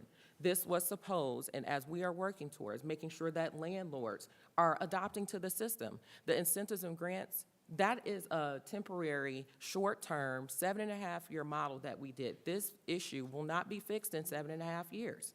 This model takes a change by everybody that's here of how we think about this work, how we talk about this work. So I strongly encourage, as we think about metrics, holding the next auditor accountable, all those things, that we look at this more broadly of how much resources, time, effort it takes to get our city where it needs to be. Thank you, Ayanna. I appreciate that. I think it's both and. It is. It's, and fully agree with that. I just want to make sure we can discuss both issues as well, that it's both how much are we physically improving the properties in the city of Cleveland and building out this entire ecosystem around it. Thank you, Ayanna. With that, I'll yield to Councilman Chris Harsh. Thank you, Madam Chair. You said 15 minutes. Yes. We'll try really hard. First off, just a table setting. I know we don't have legislation in front of us. We're just kind of looking at the whole ecosystem. So first off, everybody is here because we are all very, very concerned about the safety and well-being of children. And in that regard, we are all on the same team, trying to achieve the same goals of reducing, ending, eliminating lead poisoning in the city of Cleveland. And I appreciate the work that all of you have put into this for many, many years. And the people that have joined us today, each and every one of you is here because you care deeply about this issue, and thank you for being here. We don't normally see this many people in a committee room, but that's how important this issue is to Cleveland and to the health and safety and well-being of our children. So thank you all for being here. I'm going to just order my comments, and I'll pepper my questions in throughout it by sort of going through the Department of Public Health's presentation. I want to stop first on page 8 where we have the October executive order. We've heard it mentioned a number of times here, but I think it's really important to drive this point home. And we don't need to try to keep up with my page numberings, but an executive order is a direction to employees. The mayor can issue an executive order and say, I want the people that work for me to do this. Just as the president can issue an executive order and say, I want the employees of the federal government to do this. But neither an executive order from the mayor or the president changes the law. And executive orders can be challenged. They're being challenged in D.C. right now, where the courts are going to decide whether or not executive orders change laws, and I suspect the courts will decide that they do not. I think the mayor's executive order will also be challenged. I see no reason why somebody wouldn't take this to court someday and say, you know what, the law clearly says a risk assessment or clearance exam, or meaning either or, not up to the mayor's discretion. And I highly suspect that they will win and that the executive order will fall by the wayside, and in the meantime, all it's really accomplished is to throw the wrenches into the machine that have been pointed out today by the Lead Safe Cleveland Coalition and the Lead Safe Advisory Board, which have cost us time and money. And unfortunately, money we don't get back, and time we don't get back. So I sincerely hope that we resolve this issue quickly, because functionally, at the end of the day, whether a unit fails a lead clearance exam or a lead risk assessment, the procedure to fix it are the same. We end up doing the same amount of work. We end up doing the same applications to address the cause of the lead hazard. You've just paid for a more expensive test that fewer people can do. And that's the real accomplishment of that executive order, is it just costs more money and reduces the number of people that can do the work. Through the chair. So, may I respond? We can, I would be happy to have a back and forth, but I've only got 15 minutes. And since this isn't a piece of legislation, if you could make your comment brief, Doctor, Sure. I'd appreciate it. Yep, so through the chair, so we still accept either a lead risk assessment or a clearance exam. We're now using it in the way that's aligned with the Ohio Department of Health and the federal government, Housing and Urban Development. And we have reviewed this extensively with a team of lawyers, and we're in good position. I'll just say in general, a lead risk assessment, reviewing those applications now relative to the clearance exams that we're reviewing that were done in the absence of work, night and day difference, head and Right. shoulders above, better quality in terms of the work being done. And I can understand all of that, but the law passed by the city of Cleveland says or. It says either or. And through the chair, And- we still accept either or. Okay, and so people need to know that their lead clearance exam is going to be accepted just as Through the chair, well if as it was they- before. if they follow the administrative template and they do it in the way that's aligned with Ohio Department of Health and the We federal can, government. we can Absolutely. perhaps schedule a separate time to dive into the nuts and bolts of the Well, through the executive chair, order, but- I apologize, but No, it's good. you're throwing knives at us, so we have to. It's a point of contention. We have to speak It's a to point of the, contention, and I want to like to table it and move on. Okay. And we'll come back to it, and I'm not going to just harp on this for the next 10 minutes. But it's a point of contention that we should perhaps dive into separately. The second thing I wanted to point out here, there's just a question on page 23. This is about CHN. I don't know who wants to speak on their behalf. It was on page 23 of the Department of Public Health, but it was basically CHN is projected to have a complete spend down by the end of 2025. And I think that was page 23. Yeah, it doesn't look that way to me. It looks to me like they're way behind, and so could you just take a moment to let me know why we feel confident the CHN will be able to finish this spend down by the end of 25? Because the numbers actually don't look like they're on track. I got the same, who narrated that? Well, that was yeah. So just put my mind at ease and explain to me why this is actually on track, because it just doesn't look that way when I stare at it. Thank you. That's good right there, that's a good question. Well, I think, is anybody from CHN in the room? I think they were planning on coming. But basically, I can get updated progress for you, but they have a large pipeline that they intend to move the next coming construction season.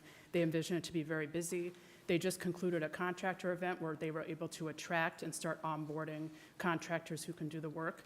And they're also looking at the entirety of their home repair pipeline to see how they can plug in these funds, the windows and doors funds, in order to help folks achieve lead safe certification. Okay. So through the chair, ma'am, is the answer that the pipeline, they believe the pipeline has the number of projects they will need, and finishing out the pipeline, that's how they get there? Correct. The pipeline that you saw plus other Okay. home repair, that they're looking into their full universe of home repair to see who they can help with these funds.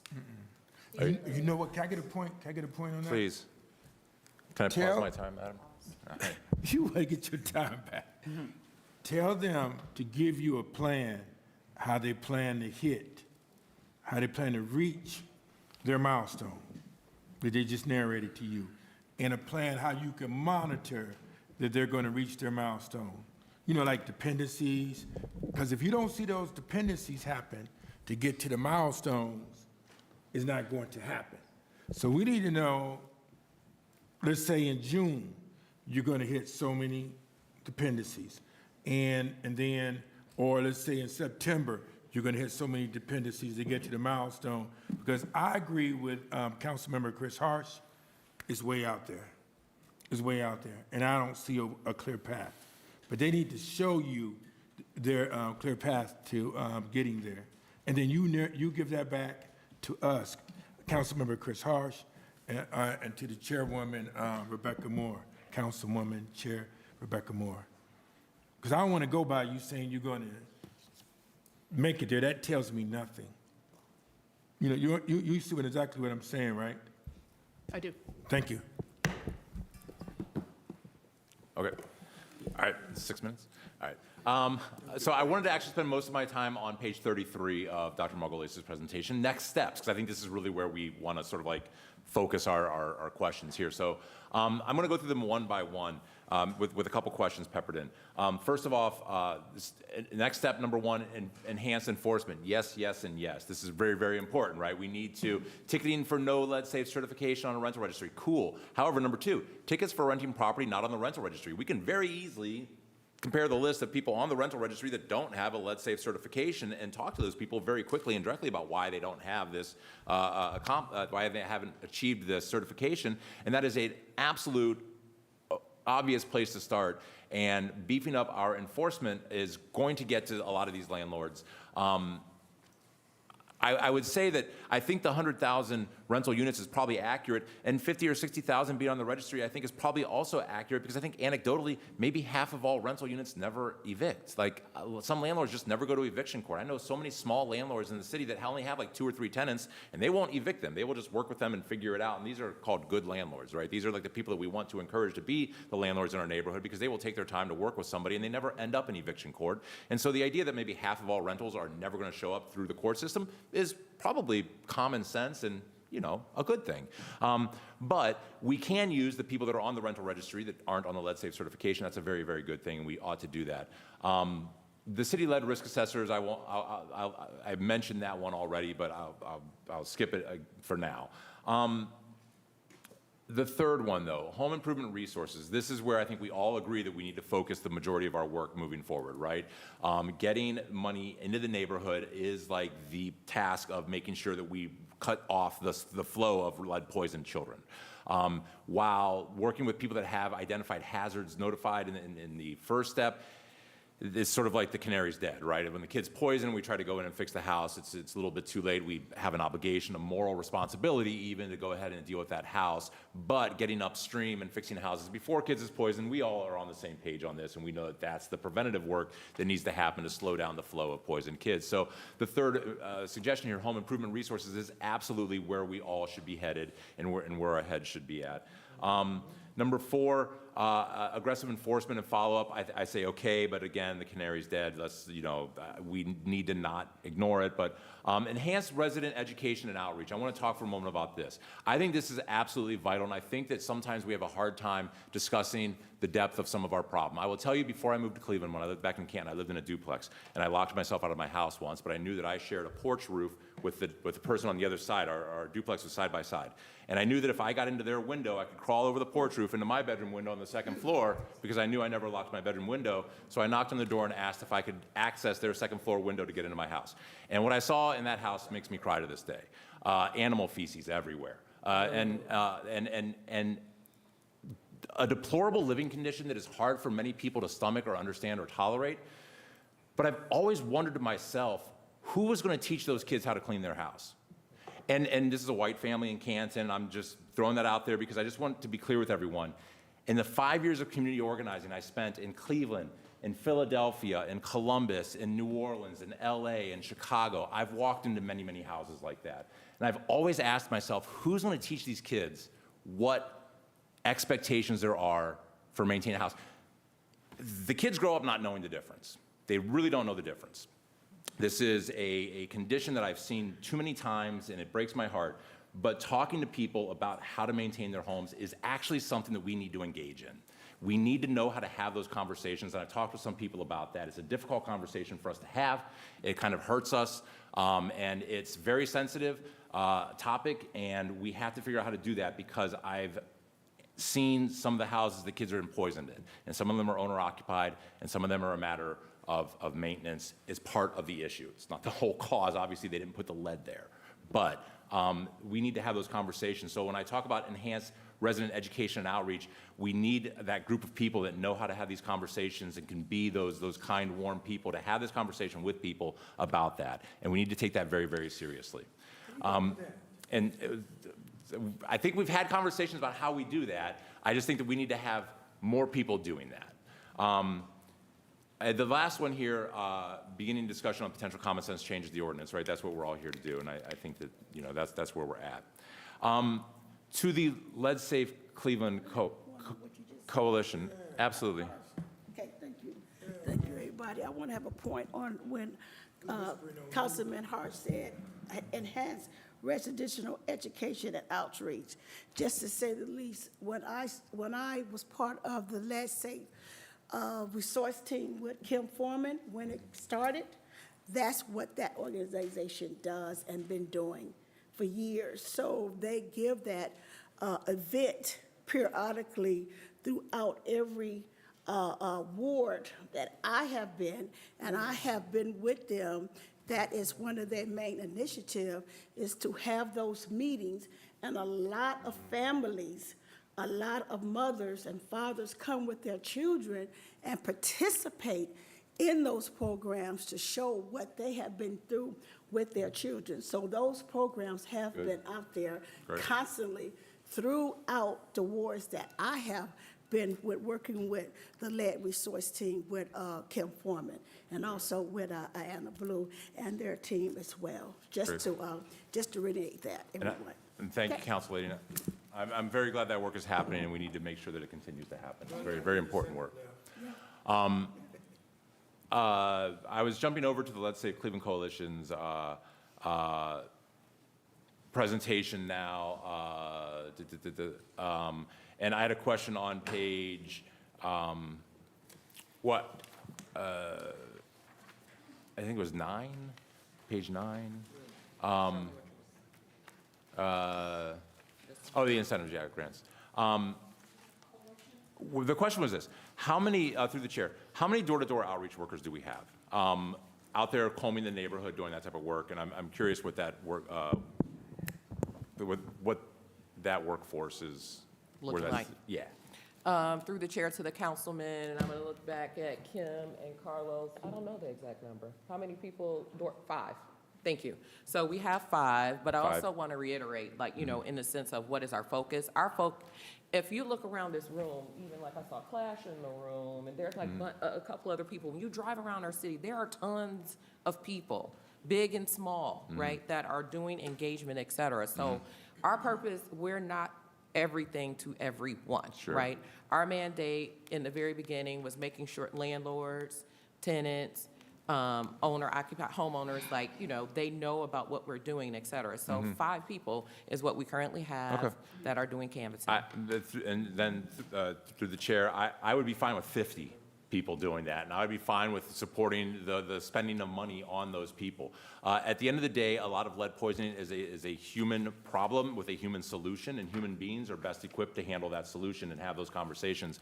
And if we had 50 people out there combing the city every day talking to folks about lead, I think we'd have fewer lead poisoning cases moving forward.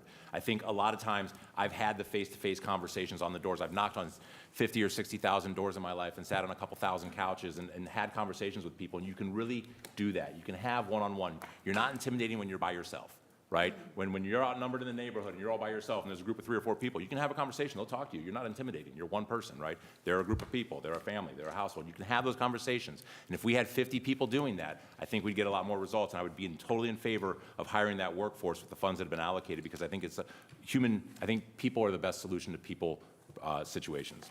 5 is a good start, though. They can train the other 45. To the page 10, I just want to comment about the 80% owner-occupied. I have no qualms with that through the chair. I think that 80% of the resources going into owner-occupied homes is okay. I think when we look at kids who are poisoned, I think we find a very high percentage of them come from owner-occupied houses.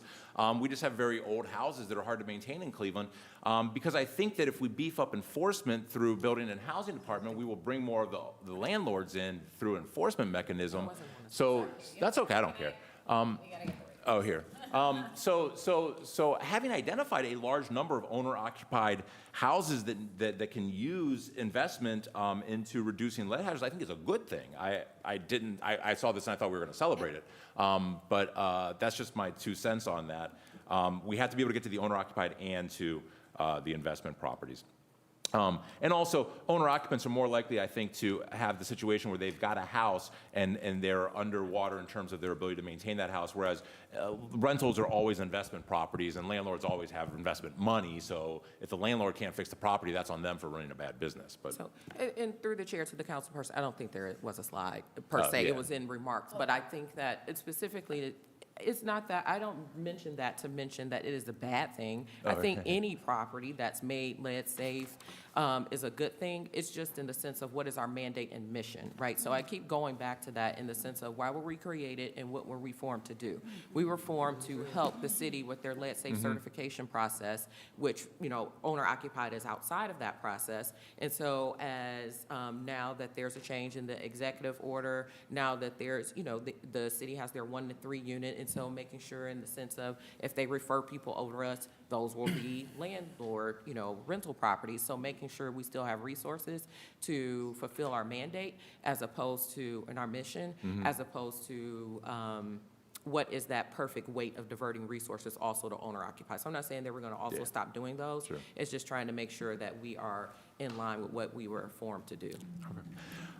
Then I will wrap up and finish with a sentence rather than a paragraph. I think it's a paragraph, I'm sorry. There's two things I think we can do. One is put our investment into fixing homes, right, and educating homeowners and occupants. And then I think we should also look very seriously, because of the efforts made by people to get good with the requirement, at either expanding the length of time that a lead clearance exam is acceptable from 2 to 5 years, or give ourselves a goal of compliance rates before we go back around for another round. Because I think what we're seeing now are the best landlords in town on their second or third round of compliance, while we have 75% non-compliance rates. And I think that's really unfair to the landlords who came out of the gate ready to comply because they knew what we were doing and they wanted to be part of the solution. And now they're being asked to do a second or third round of lead clearance exam, which is now getting more expensive. Wow, we've got 75% non-compliance. And I think that would be Is that in the numbers, what you just said? yeah, that's what I think we're all agreeing on. But those are the last two things. And I apologize for going over time, Madam Chair. Appreciate it. Thank you, Councilman Harsh. I have Councilman Richard Stark. No, I will be real brief because I see we had a great presentation. Just the questions that I do have. Obviously, we mentioned that this work been going on for years now, prior to me being elected or anyone right here in this branch of government. My question definitely relates to when you look at the numbers from the different presentations of the work that has done. I do applaud the organizations for the work you've done, but I think we've put things in place to try to be more aggressive and more assertive with this issue. One of the things that I learned from Director Margolius over the last 3 years is the effects that lead has played in our community and how it is really, really a direct correlation to what we see as far as the negative at times. When you talk about the violence, when you talk about just not the participation or the skill level that our kids have, when you talk about in school. If you have a kid that has lived in a property that was built before 1978, and they had lead in there, and we have been regulated to make sure that property was up to code, think about those generation after generation of kids doing different things and how they just can't mentally focus due to the fact that they have high levels of lead.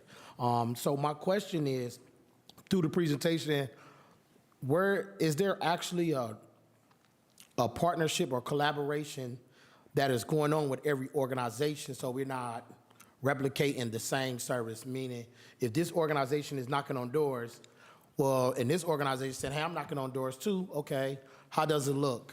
Lead Safe team under Kim Foreman does the best they can with the limited resources that they have to try to make a change in the neighborhoods. But if you just heard, they have 5 outreach people, I believe.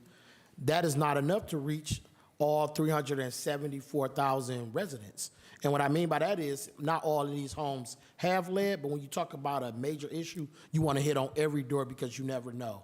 And I am a firm believer that after 1978, if somebody was selling paint and it's just regulated as law, just from my assumption, I don't think they actually threw out the paint.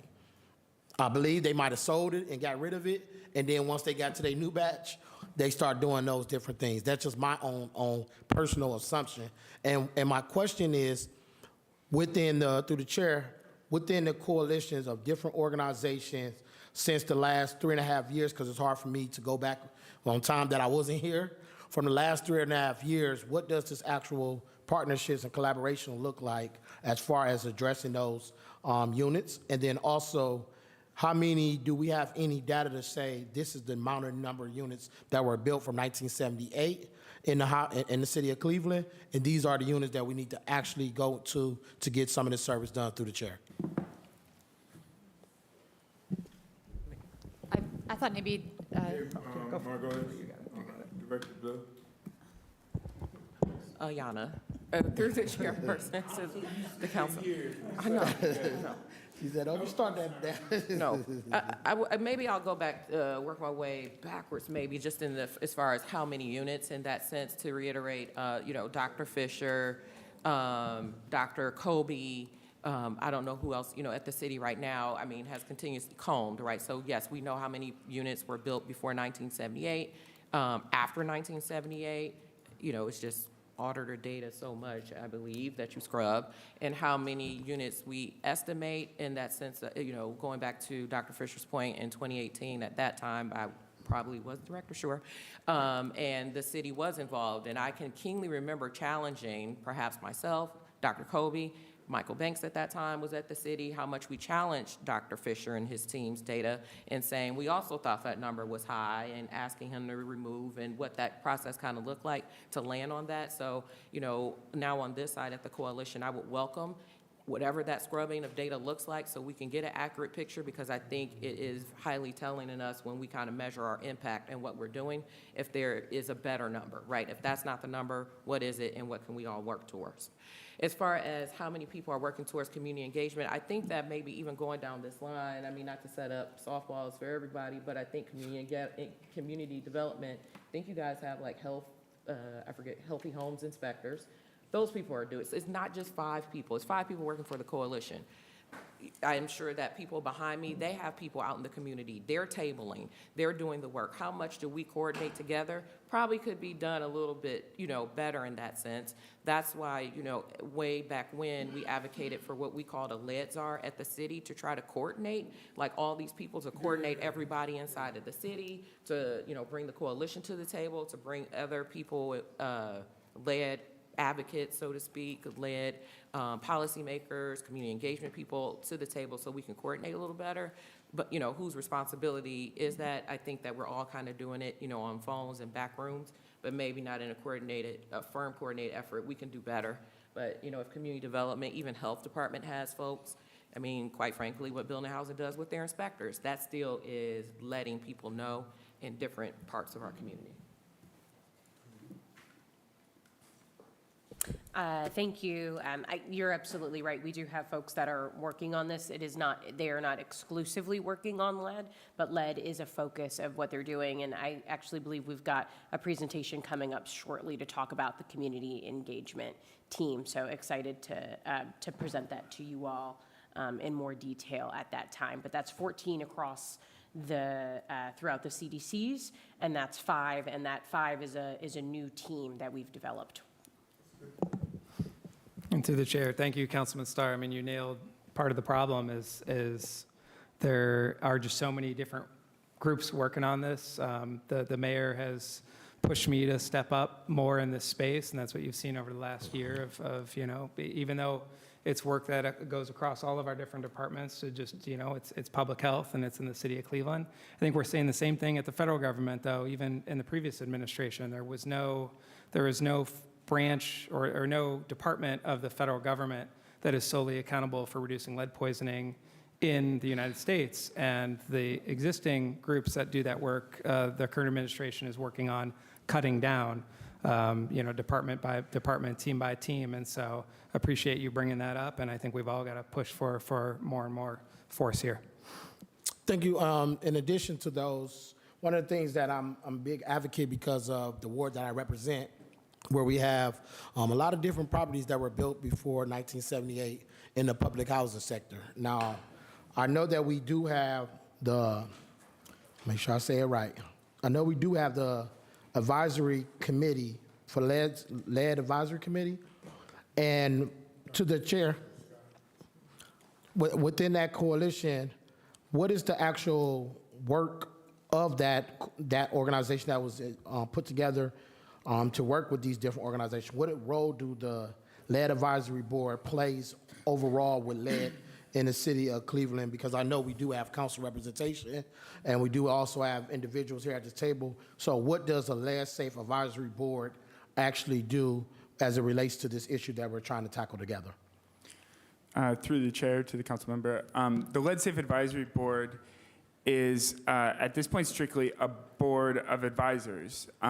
We are council's eyes and ears on the ground as designated by the legislation. We are meant to review how things are going across the whole lead safety ecosystem. We have no on-the-ground operations, as that is not our role. To date, we meet quarterly to evaluate the assorted metrics and have discussions about policy improvements, but we have not, I think, fully leveraged the opportunity to connect more frequently with council to ensure that the legislation is really staying current with the changing landscape we're facing. So my hope would be, as I mentioned in my brief remarks, that a single staffer would help with that continuity, as well as a steady cadence of meetings with council, so that council can utilize us to be well informed on the subject matter and what direction things are going. Thank you. And thank you. I was just going to get to that, Chairman Conwell, rather. One of the things I definitely would say, okay, from the inception of this advisory board, I believe it started with 2022 or 23, to the chair? Through the chair, it would have been formed by the legislation in 2019, but started meeting in, I believe, 2021. Okay, through 2021. All right, through all that changes and this board coming on, do we have any data to relate that you can share regarding the actual suggestions that the advisory board has made, and what was the outcomes from those suggestions if you have an advisory board? From my mindset, if we have an advisory board and we're advising these coalitions and these organizations to do X, Y, and Z from your lenses and your expertise, what are some of those recommendations that has been made? And then also, what is the implementation that has occurred from those recommendations? Through the chair.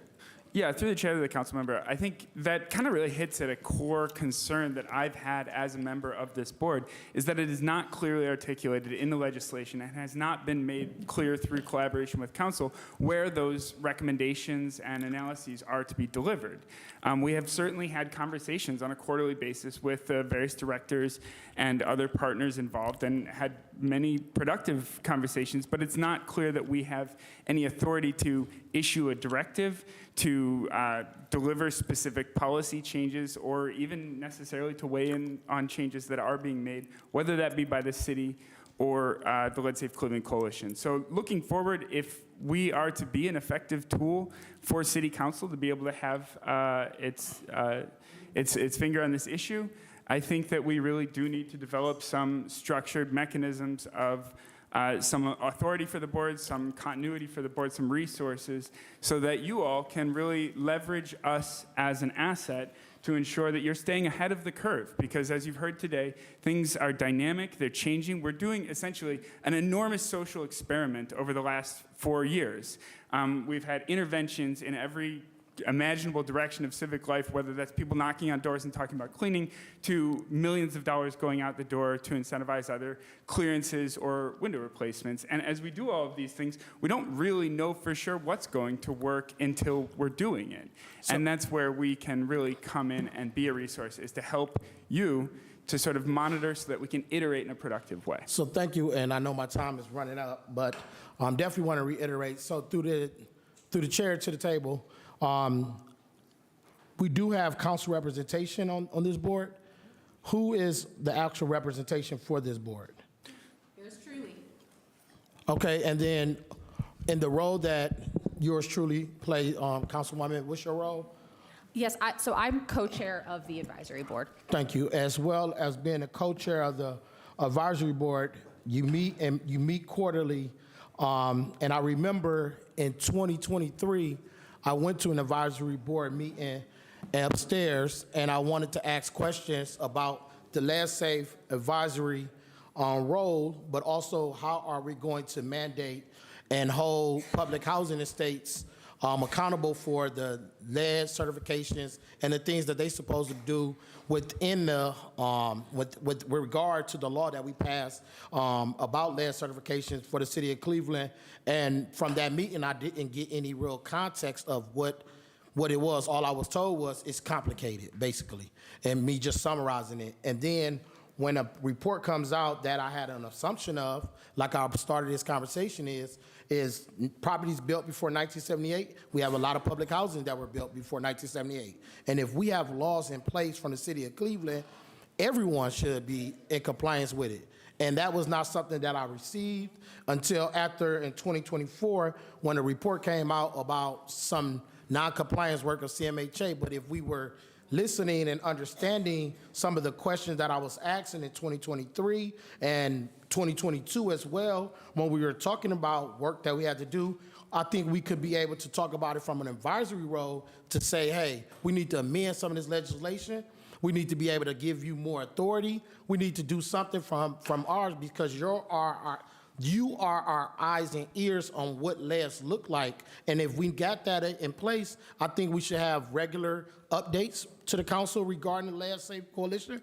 We should also have things in place. So I definitely want to make a recommendation to our staff. Could you send over this LED Safe ordinance that was passed over for me to review? Because we need to amend some things so we can take the gloves off and make not just your advisory board recommendation just be something you said, but let's make sure you have enough authority to say, hey, we need X, Y, Z, and the third, so we can be able to get things done. Because just having advisory and we just meet and you know, it's time for us to stop just meeting and start taking action to make sure we support these organizations, to make sure all the dollars that we have available to get out to the door, because it's hard when you knock on the door and someone say, you say, hey, from the looks of it, we know that they got a lot of lead in there and they're going to fail.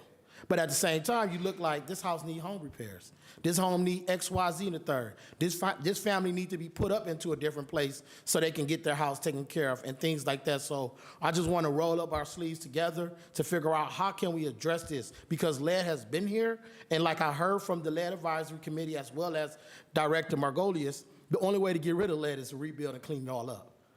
Patching it up, painting it up, doing some wipe downs, yeah, that's to pass the test, but to truly, honestly get rid of lead, you have to start from scratch. And that's got to be a whole different ballpark in order for us to solve this problem. And I yield, Chair.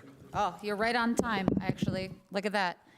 Thank you. And it's a great point for all of us that we need to bring CMHA back in for their update as well about the CMHA questions. We had a separate presentation from them, so I'm looking forward to that as well. I next have Councilwoman Gray, and then Slife up next.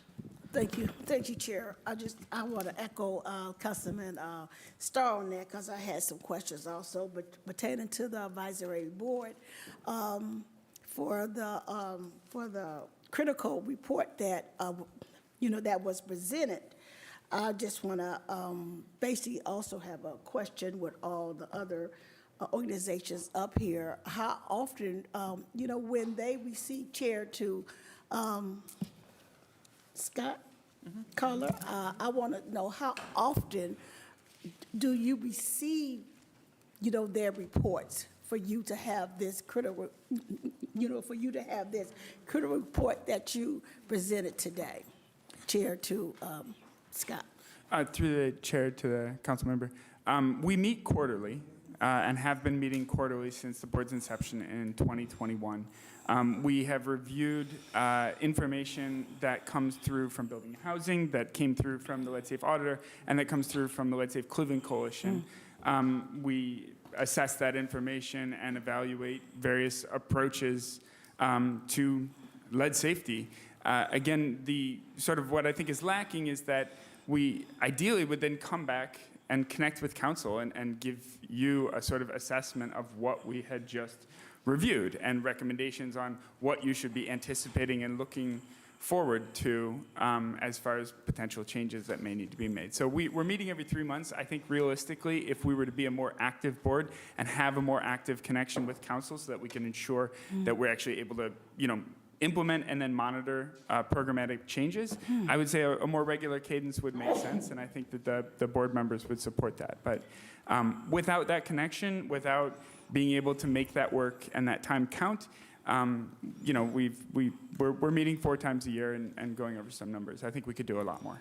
All right, thank you. And to that, I just want to say to that, Chair, to Dr. Sally Martin, I know in 2023, you and your staff went out and did an exterior survey of 167,000 partials, and that was terrific.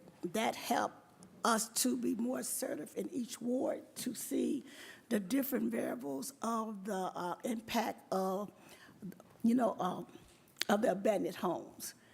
And from that report, Could you get, could you elaborate from that report? What did you, what the outcome of it, pertaining to lead? Chair to Dr. Sally Martin. Thank you for calling me doctor. Director, sorry, director. It's wonderful. Dr. McGoldrick, she's sitting right next to you. Through the chair to the councilwoman. What it told us is that the condition overall of properties in Cleveland has begun to slide. So we saw more properties deteriorate from A and B condition to C and D condition. And so that's extremely problematic. So the disinvestment just continues to progress. And so many homes also had peeling paint. I don't have the figure right off the top of my head, but we have it publicly facing now. If you want to parse it for peeling paint, we quantified that. And so obviously, that's a big red flag for lead risk. Do you have more to add? All right. And to that, and that's a good answer. But to that answer, how was that assessed to how many properties that was under 1978? How was that assessed to lead problems? Through the chair to the councilwoman, 92% of our properties were built before 1978, so the vast majority of them, and that's obviously speaking to the quantity of this problem. Okay, thank you. And to your report that you presented, your presentation that you presented, is that current to the summary of the lead safe, advisory team for him to make his critical, summary? Chair to Director? Through the chair to the councilwoman, it's updated as of today. Okay, all right. And just to say, I'm just going to be brief. I'm gonna close to say that, this is an ongoing problem. We came and say, when it's going to end. I do agree with Anna totally, because I've been working with the Lead Safe Coalition Enterprise before she became part of Enterprise, to understand the severity of this problem per se. But I believe that if we continue to work together, also with our co-chair, information that our co-chair definitely need to bring to council, because I have not received it. I'm agree with my colleague, Star, that we need to be more in tune with what you are doing with every entity at this table, for us to understand the report that you get, for us to understand what we need to do to help with all the entities, with this lead problem. So I yield, Chair. Thank you. Thank you very much, Councilwoman. I really appreciate it. I will yield to Council President Griffin. Council Lady, because you go to the meetings, and we're not going to cast the blame on you. So what we'll do is that I'll get with you, and then we'll decide a day or some time, and we'll do feedback. Yeah, absolutely. And part of that goal here today was to have that, and I think part of the problem also has been, the advisory board hasn't had, we're supposed to get our information from an auditor. The auditor role lapsed last summer, so we haven't been getting updated data. And so there's sort of questions too about the role of the board with the administration as well. So I think I'm more than happy to discuss all of that. Yeah. So then we'll be able to meet. Absolutely. Council President? First of all, thanks, everyone. And I want to just, first of all, commend the councilwoman. Councilwoman has pretty much been the resident person, really trying to track a lot around lead. And I know that I started out being the point person, and then I get pulled in different directions. So, a lot of times we have to rely on somebody who really is passionate about that on this body. And I know that the councilwoman is very passionate. Very passionate. So thank you for really leaning in on this, more so than most. I do agree, Councilman Conwell, that I think we need to have a session ourselves, because I think we need to review the legislation. The legislation is about 4 years old now. So I think there's some things that we need to revisit. But I want to put this in context. One of the reasons that we supported and put this coalition together is because we wanted to make sure that no matter what transition happened in government, whether it be a difference in mayor, whether it be a difference in council, wherever there's differences, that this be a community-led and community-driven process. So I want to be very cautious in government leaning too heavy in on this, because at the behest of, daring to say this, government was the one that was looking at this before, and we never got as far as what we needed to get. So I want to make sure I thank the coalition for their work and what they put together. I do have a couple of things from the administration that I want to understand, and a couple of things from the coalition that I need to understand. And you guys could be very brief, because I just want to, I'll follow up more with Councilwoman Moore to really get into the nuts and the bolts of what you guys are really accomplishing. How many rental units do we have in the city of Cleveland? And based on the numbers that you just showed us today, what percentage of the rental units have had a lead-safe inspection? And I might have missed a couple of things. I had a delegation that I had to do. I just really want to boil it down to some real raw data, if I could. That presentation. What was that? If somebody could just tell me the percentage Through the again. chair to the councilman, council president. Yes.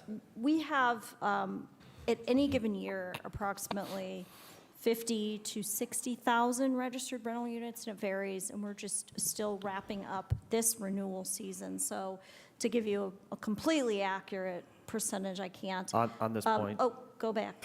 I will allow that point to my The colleague, American Councilman Community Survey estimates that there are 95,834 rentals in the city. That would include unregistered rentals. And see, those numbers are important, because what I'm trying to drill down is kind of like the percentage of actual compliance, and that's where I'm trying to go with this. So we have 24,705 certified units as of today, and that does not include expired certs.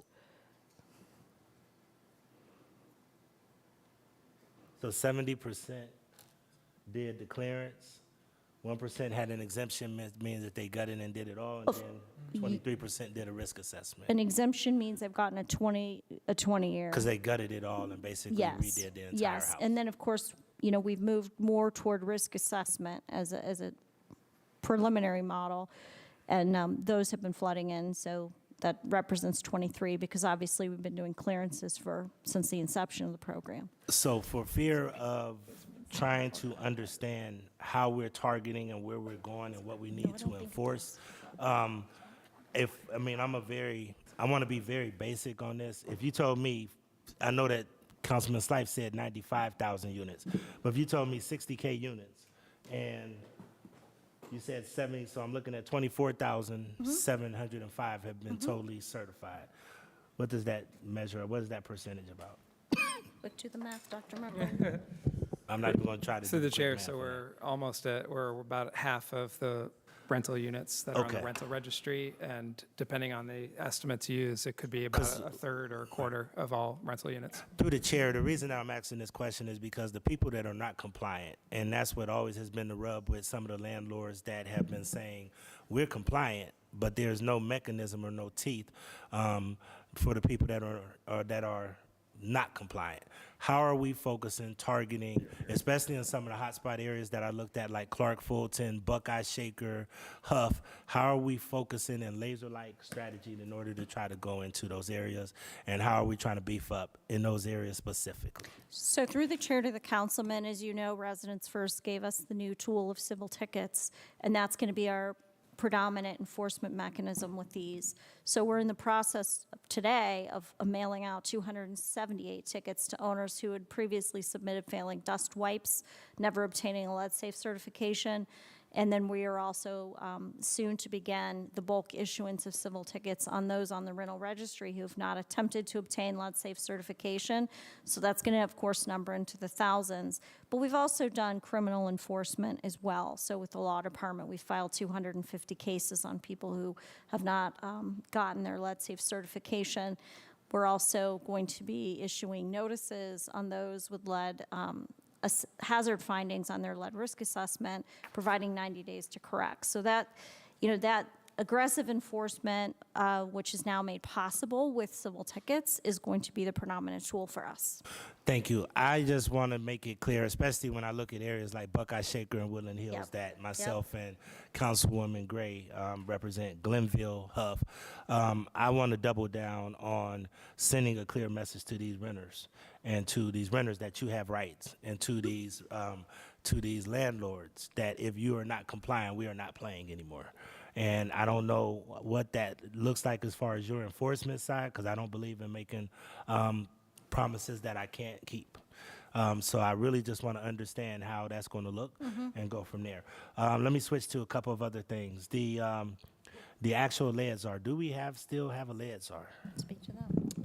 Through the chair, so as you know, Emily Collins went to the city of Akron, so the mayor has asked me to step up and coordinating efforts on behalf of the city, and I'll be joining the steering committee with you Friday.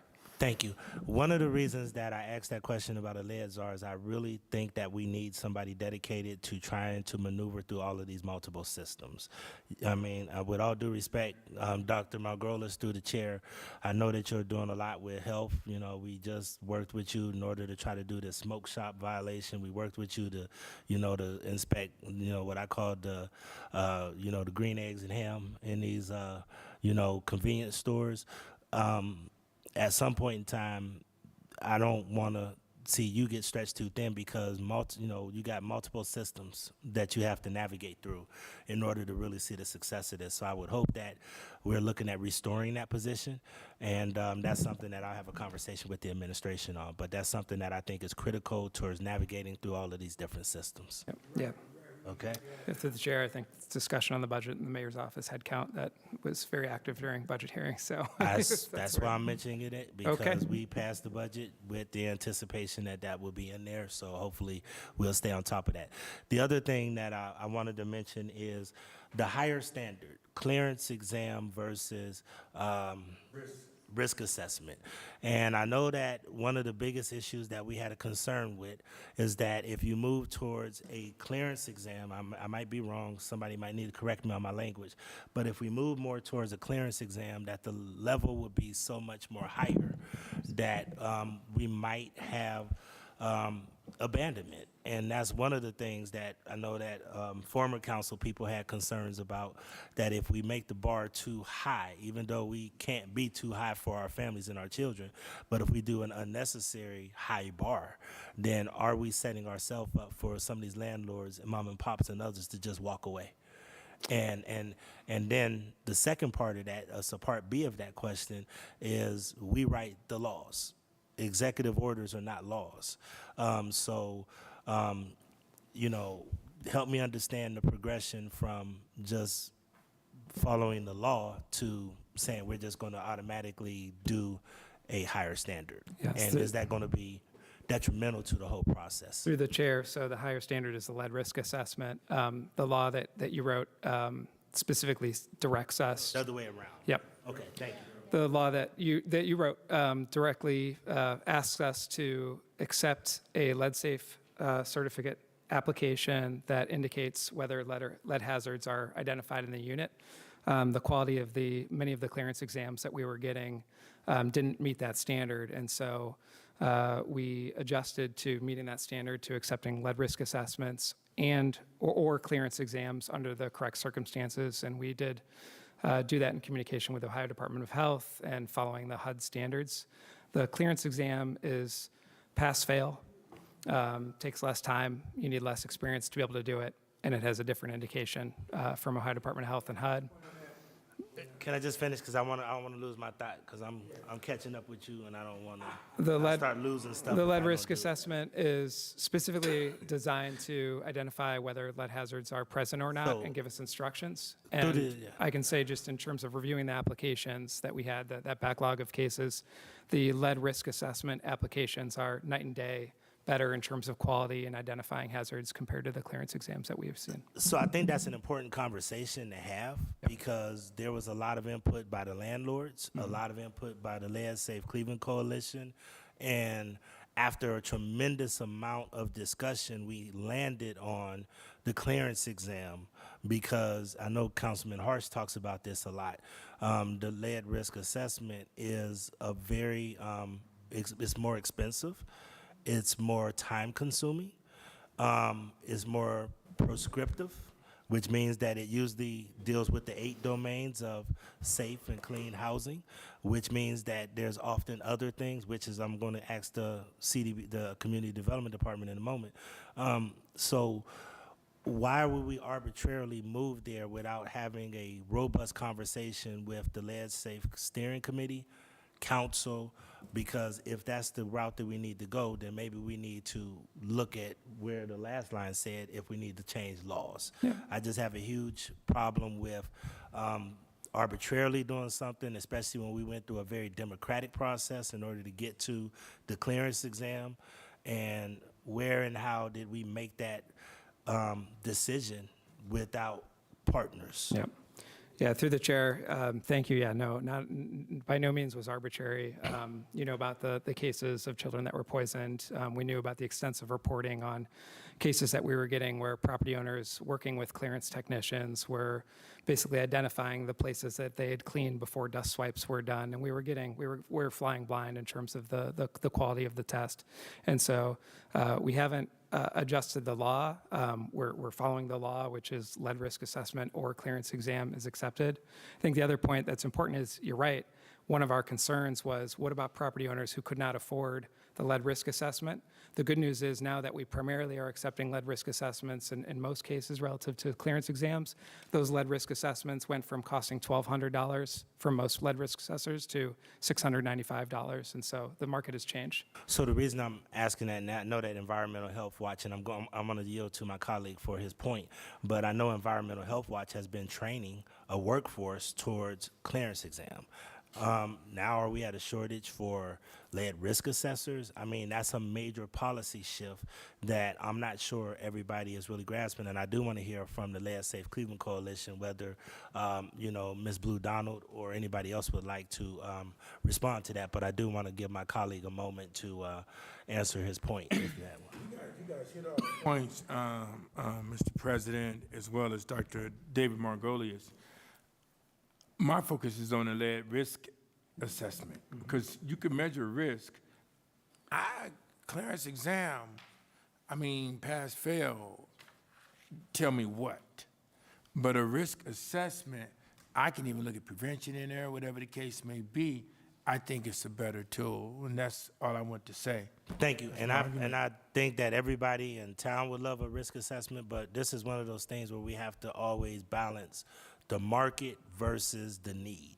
And I think that Councilman Harsh has done a brilliant job, because he's actually a person who, I don't know if Councilwoman Mora, but Councilman Harsh is probably the only person trained in lead risk assessment and clearance exam, and can clearly tell you the amount of time, money, and effort that sometimes can price people out the market for the lead risk assessment. But I would love to hear from Dr. Margolius, and I would love to hear from the Lead Safe Cleveland Coalition on what they believe, through the chair. And then I have one more question, and then I'll yield. Thank you. Through the chair to the council president. So, 10 years ago, there weren't that many people trained as lead risk assessors in Cuyahoga County. Ohio Department of Health estimated that it went from, I think, over the last just 5 years of 50 folks who are lead risk assessors licensed to now 125 in the county. And all the folks that have been trained up as clearance exams are still qualified to become lead risk assessors after they complete the 5-day training, compared to just the 1-day training if they've had at least 1 year of experience in the field. So we're not intending to box any of them out. We recognize the abruptness of the change. October 18th did box some of them out temporarily, but many have gone on to receive their lead risk assessor license and are part of that workforce now and doing great work. So I would love to hear from the Lead Safe Cleveland Coalition, but, Director, I just want to underscore that's a major shift in policy. And one of the things that I'm a little concerned about when we make major shifts like that without doing the law, that are we creating confusion in the market? Because if we ended up in this place and now we're saying we're toughening up standards, not that I don't think that we should or shouldn't, I just think that there's a lot of robust discussion that got us to this point, and just waking up one day and say we're going to make a policy change without having significant input. I'm just a little, I'm trying to understand that. Through the chair, yeah, that we did not wake up one day and make this decision. 1,421 children were poisoned in 2023, which was no improvement from previous years. And so we did not wake up one day and make this change. As you know, we've met extensively about this. So here's a slide that we presented earlier about all of the communication that we had with the Lead Safe worker community throughout this process. We have been, this is what we, live and breathe on, eat every day for breakfast. This is our work. So this was not an arbitrary decision. We consulted experts. We recognize that the announcement came at surprise to some, but we've worked really hard over the last 6 months to mend those bridges, rectify, over-communicate, and do a better job so that going forward, we're all on the same page. The law specifically writes that we need to be reevaluating every year, at least, to make sure that the work that we're doing is making a difference. We knew from extensive reporting, through extensive data, through anecdotes, that property managers were using the clearance exam to cheat the test. And so we made this decision. And, well, that's well reported. It's well reported, and we've just talked about that as well.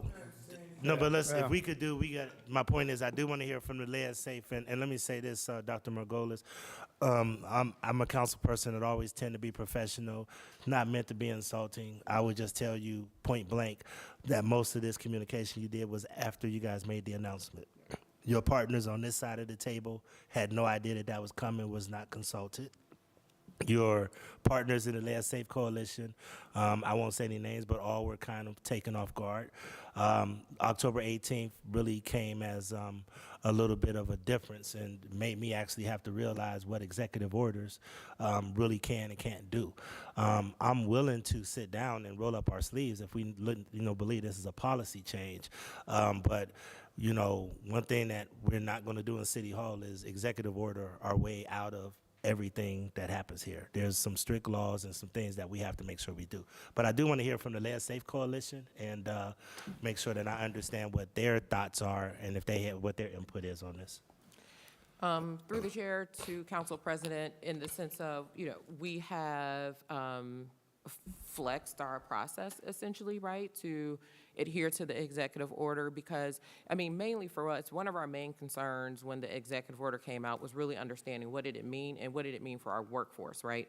Because our workforce in general, they're the ones that hold the licenses or certifications, and we wanted to make sure that they didn't do anything that would put them out of compliance, either A, with the city and or with the Ohio Department of Health. So to the credit of the city in the sense of, joining us on, well, first of all, entertaining all of our questions, because we had many of emails that went back and forth and questions, but also joining us on calls with the Ohio Department of Health to try to figure it out.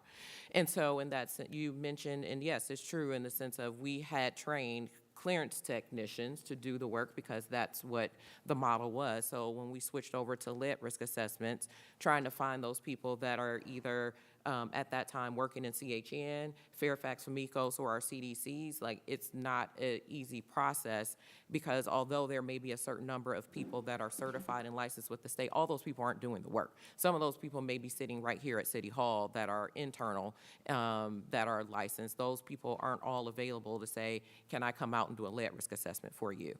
And so it is not the easiest thing, but we've been persevering in the sense, trying to figure out how much should we pay our contractors to do this work.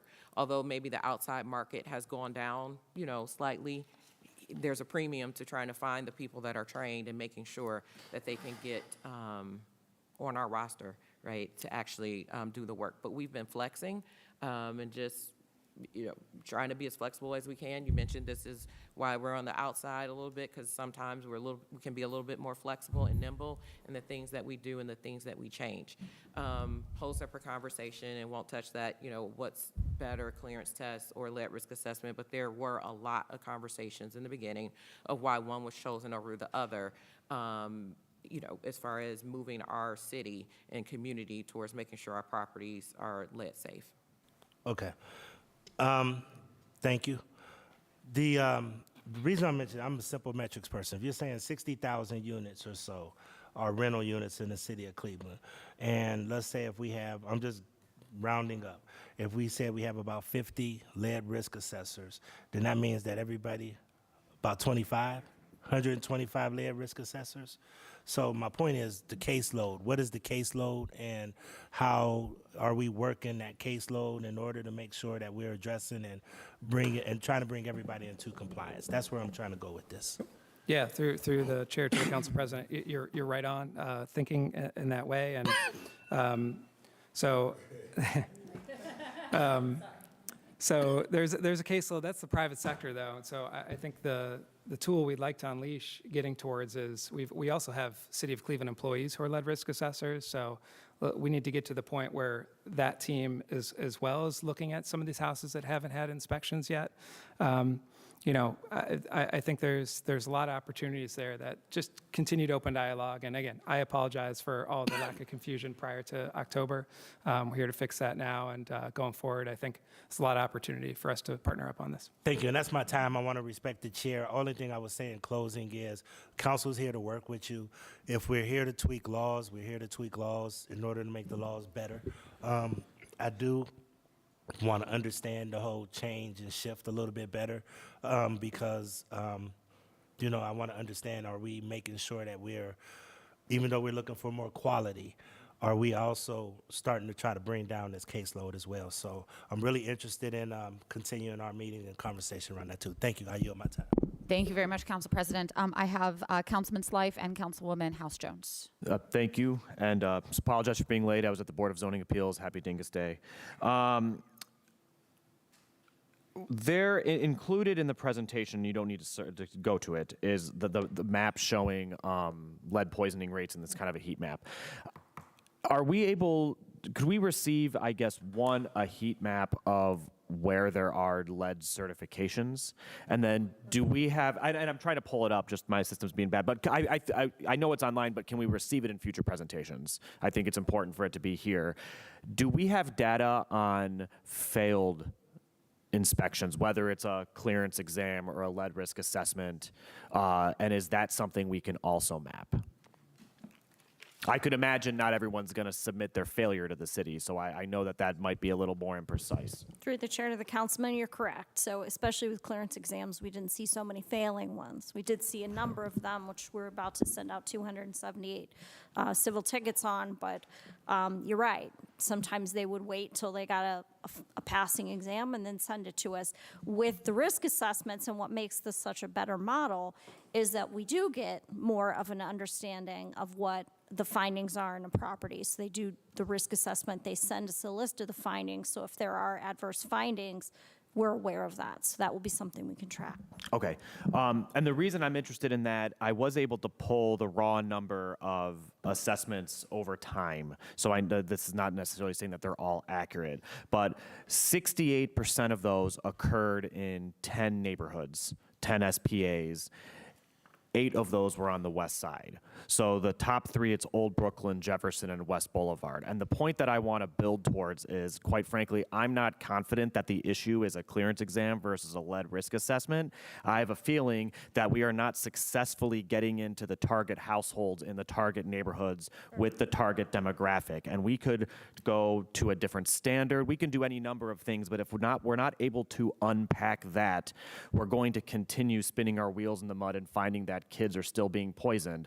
Just as an anecdote, a resident of mine was renting their home to a terminally ill family friend and went through the process of getting rental registration and a lead risk assessment so that they could be in compliance with the law to rent the home to someone who has since passed away from cancer. So like that is not the target audience, and not the target neighborhood. And I'm just, that's where my mind is spinning.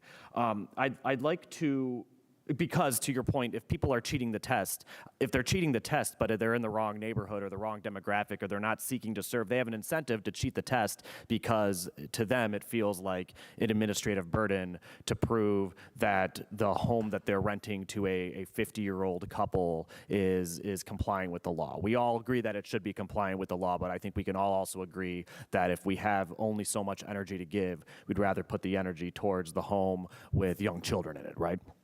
At least that's my perspective. Can anyone at the I would like to explore the intersection of lead grant eligibility from like Mount Sinai, CHN, and then block grant eligibility, which I understand a little bit more, to the CD director, just to use myself as an example.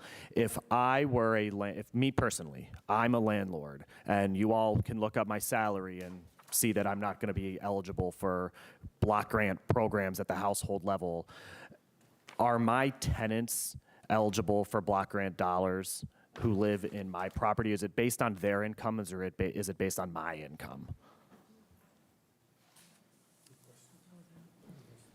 Coalition? I thought that. Or whomever knows the answer. Oh, well, it's yeah. two different, so Yes. two different criteria. I'll go first while they're figuring that out. So essentially, we do not have an income, it has changed where we are right now. We have no income restriction.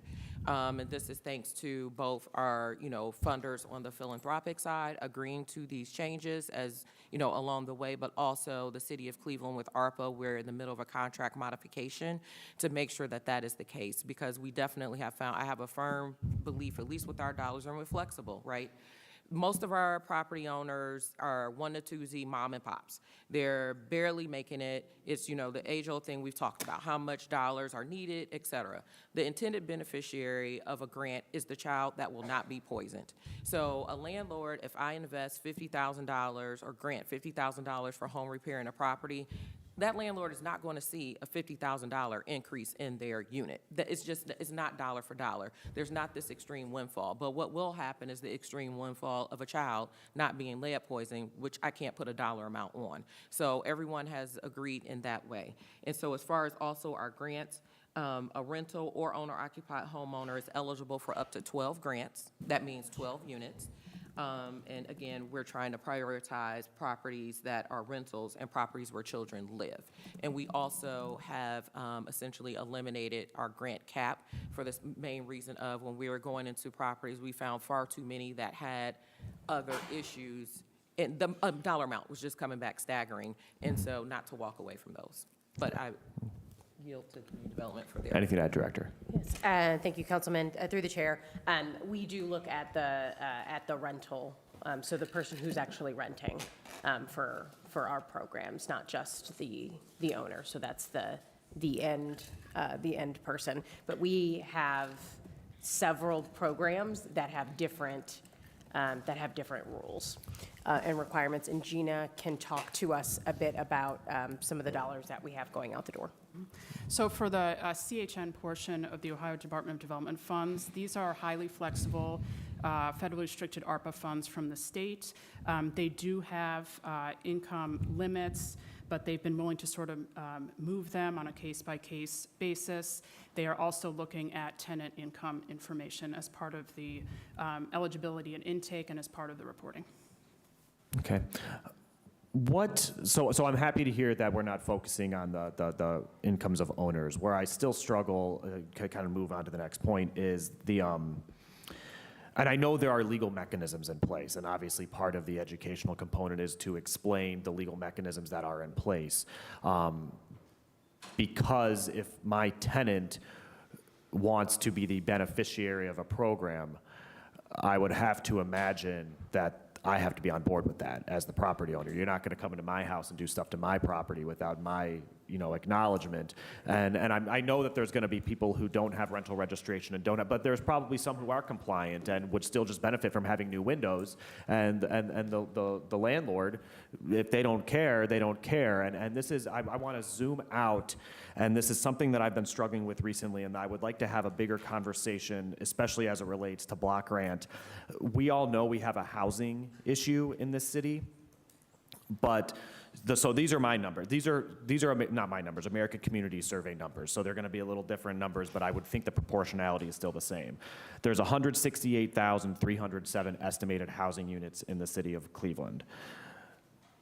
95,834 of those are rentals. So is that right? Let me look at this. I broke down percentages to confuse myself further. The point is that the majority of people in the city of Cleveland are renters.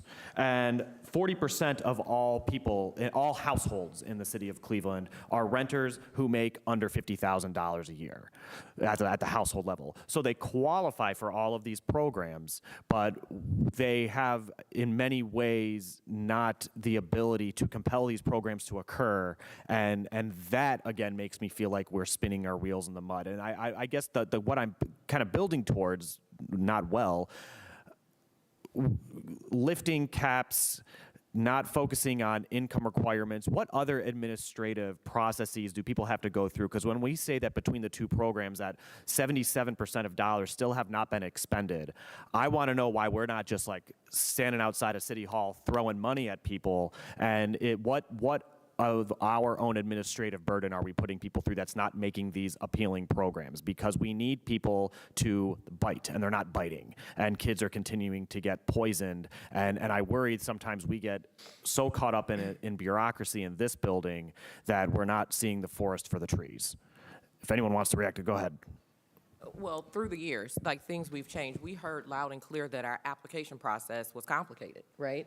And so how did we lower that barrier in the sense of what do we require? So I think at some point in the beginning, maybe it was 2 years of tax return certification, we've eliminated that. Because why? Or, why make things harder? So where, if a funder is not requiring it, meaning either the city or any other funder, why are we requiring it? I think another hurdle is just the whole notion, too, of you have so many steps in the process. So our incentives, the reason why I think you see that they have been outperforming, because you don't have to have someone from our shop like come into the property, do a scope, schedule however many times, 5 times with the person to make sure you do the inspection, you do the test, you got contractors in and out of your home. The incentives are just you apply, you get the money. Right? When we are managing actually, construction and the whole process, it is a process in the sense of the landlord has to arrange with the tenant, and the tenant's like, no, I don't want you in. It's a lot of moving parts that I think go overlooked when you think about the time in which it takes to actually just make a grant happen. Also, on top of the things that I mentioned, and historically, this change is fairly new, that we've eliminated the cap and the income restrictions. Is you get into a unit, you spent however much time arranging to do the test or do the scope of work, and then you find out the scope is significantly higher than the amount of money that you have to spend, right? So it's these things that we have to deal with practically that in the very beginning, we absolutely underestimated how much time and effort, because we did think that people were going to be running and knocking down our doors to get these dollars. And in some ways, the owner-occupants, as mentioned earlier, you missed that step, but the owner-occupants, the vast majority of applications we have like on hold, 80% of them are owner-occupants. So the people that are running to the door wasn't our original focus. Go ahead. Narrating is Glenville. The issue with lead in Glenville, because there's huge homes, and then so you have let's say you have amount of money you only can spend $17,000 or $20,000, but the cost of repairs it costs more because the house is huge, and it would suck up all your money, all your resources to do the house, and you can't do it. But you can't just walk away, right? In the sense, through the chairman or chairwoman to the council, both council people. For instance, if you have a home that has peeling paint, let's just use something very basic, but they have a leaky roof, and that's one of the reasons that's calling the peeling paint.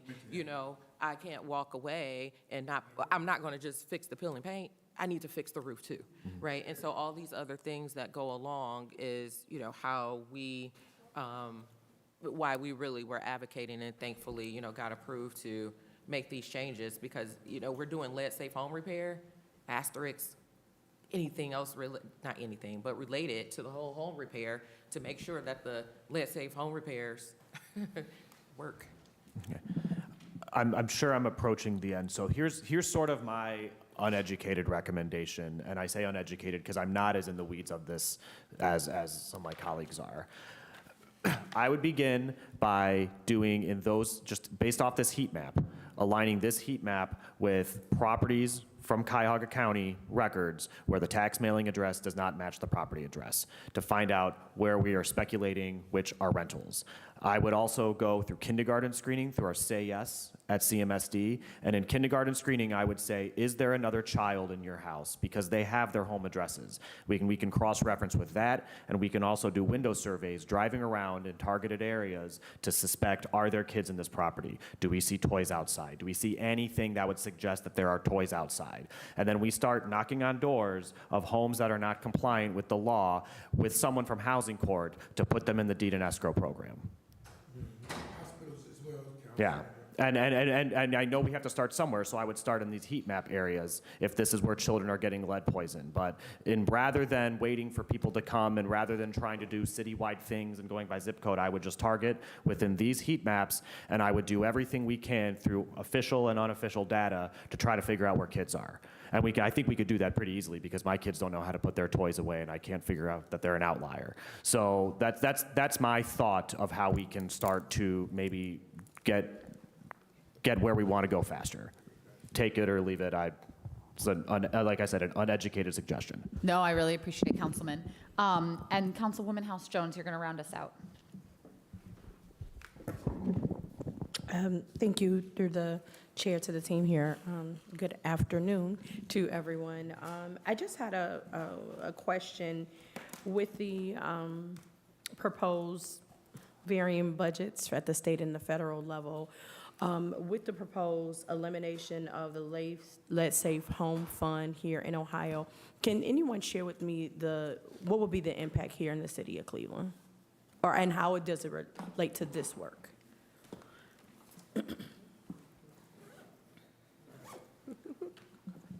And just for the record, Lead Safe Home Fund is a program from the state of Ohio. For Right. people who are listening, I'm first of all just talking about the state. And this recent House version of the budget for Ohio, it is proposed, the version that passed the House recently proposed to eliminate the Lead Safe Home Fund. And so we got to make the connections of how the interconnections or lack thereof of partnership, what that will mean for impact in the city of Cleveland. And so I'm not sure, but if you can, and I'm listening to the conversation, it wasn't brought up, so I would like for us to have this conversation directly as it relates here. Through the chair, thank you so much for bringing that up. We, at the health department, are contracted with the state for the Lead Safe Home Fund, which is $1 million over 2 years, and that allows us to pay for XRF guns, all those beautiful billboards that you see all over, also abatement and other home improvement work and outreach. We were shocked that would be zeroed out of the state budget, in the home of the city with the highest lead poisoning rate in the country, that they would recommend zeroing out that line item, everything that we're going through right now. So we're making a lot of phone calls right now, but appreciate you elevating that in this discussion. Okay, all right. So that would be a reduction of $1 million or $500,000 each year thus far? Through the chair, yes, although I saw maybe community development also has Lead Safe Home Fund funding on that one. No, okay, so just the $500,000 each year. Okay, and then thank you for that. Through the chair to the team here, then going to the federal level, they do the allocation of the lead hazard reduction grant. And so, it's hard to just find information, things of that nature. So if anyone can share thus far, what do we know about changes to the lead hazard reduction grant that's from the federal government? Through the chair, we don't know. We know our current grants, we know when our current grants end, we don't know what HUD's budget looks like for next year, and if they're including lead-focused work or if they are doing away with that. I can't answer that for any CDBG dollars at this point in time until we are hopefully awarded dollars. Now, what I will say is that the lead-specific money, those were competitive grants that we would have to go out for, so that's a different section of HUD than our normal CDBG. So those are competitive grants, and hopefully we will know sooner than later whether we'll be eligible to, reapply or extend for those grants. But as of this time, we are in regular communication with our folks from HUD on the different sides that we work with, and we don't have any insight on how changes may affect us. I will say, if I put my political scientist hat on, I'm not expecting great outcomes for us and for cities like ours. Right. Okay, so lifting that up again of what is happening at the federal government and how it will impact the work that we are doing here in the city of Cleveland, understanding that many times in this government system that we have, putting new approaches out, there are challenges, right? But there are also a lot of opportunities. And there was a slide that talked about the various grants that we had, their current deadlines, and not getting any response thus far from HUD. Is that, I just wanted to make sure that I heard what I heard correctly, with the most recent one coming up in 2 to 3 weeks. Yes. And so again, can you run the scenario of if we don't get any response back, what is going to happen? So, because again, we say these things, but we do not talk about them because that may be the likely outcome that is going to happen. We do not get a response. What actually is going to happen? The reality through the chair is that we don't really know. We've not been in a situation like this for a competitive grant. When we began the conversations, it seemed like there was more opportunity for us to be able to expand those grants. I don't know if the people that I work with on a regular basis that are in DC are even empowered to make a decision to expand that grant. Mm-hmm. I don't know that as of now. We are in regular communication, but we have not shown what we needed to show to get that. But we also don't know whether or not they can expand it. So we're in a not a great position. I guess more of a technical question through the chair to the team here. For the allocations, has the money actually been given to the city of Cleveland already, or are we awaiting? Is it a process of getting that allocation based on the work at the time that you need, at the time we needed? Can you expound upon that? So Sure that's thing. one of the things I'm trying to figure out. Do we have the money and then we'll figure it out, or we're just waiting for the money to come, which is two totally different things. And I would suggest and advise us to do two different strategies, so someone can share. Sure, through the chair. This is a reimbursement program. So as we spend down, we get reimbursed. So one of the scariest letters that we received right when the new federal administration came to power was a reminder that even if you've expended money and even if we've allotted money, if you haven't gotten it, you can't sue us. So again, these are through the chair to the team. Yes. And again, I don't know why we are being quite protective of a federal government that is very hostile to community members. And that might not be your role, but me as Councilwoman Stephanie House, I would like to actually see these letters, because again, if nobody else need to talk about what is happening for the federal government, it is those of us who are elected to highlight this work. People do not know. They need to know whatever language the federal government felt very comfortable putting in writing. Can you make sure that letter that you said that came from the federal government, requested a chair, please make sure that comes to us. Because again, the things that are happening like this, when we talk about this lead work and really trying to improve and protect our babies, this is happening literally in every single department, all across this city, all across this state, all across this nation. And no one, it's far too many people that are being silent because they are afraid of the retribution that comes from this federal government.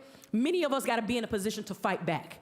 We cannot allow this stuff to happen. Like literally, we cannot take it silently. It ain't no, if we ain't had the money, we don't got the money. You see what I'm saying? So if someone is telling you to your face about, oh, we're gonna do this to you and you can't sue us back, the administration and executive does not have the preview to say that, right? That will be for the court to decide. So us in the city, this law department, whatever we have going on, we need to get our stuff together and fight back for what is ours. It's not something like, oh, we didn't earn it.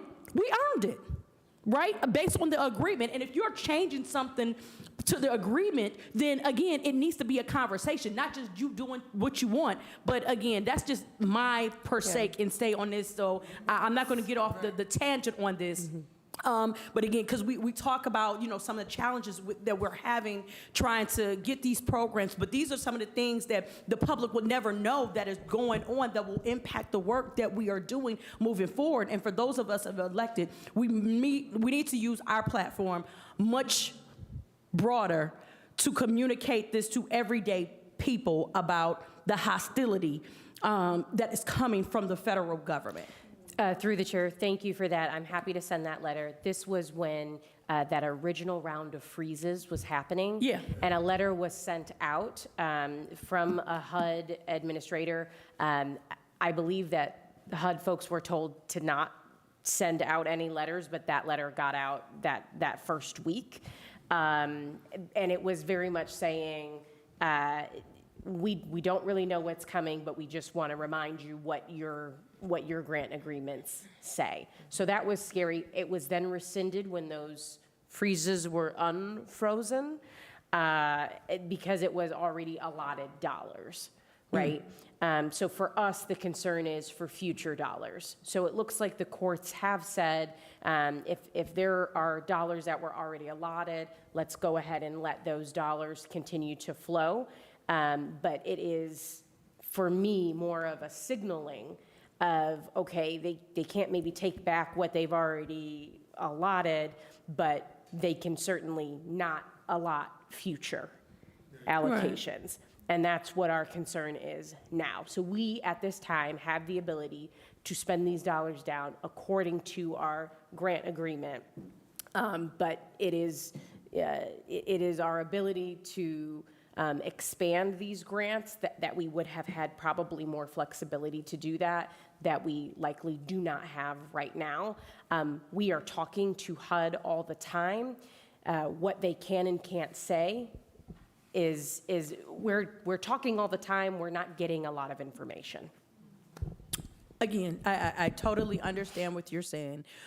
What I'm going to say to my colleagues that are actually elected, that are not connected to any of these departments like that, we have a responsibility. We have a responsibility to find out the information that we can and elevate that tone specifically when things are harmful, detrimental, and destructive when it comes to the city of Cleveland moving forward. That is what I will offer to my colleagues, whether people choose to do it or not.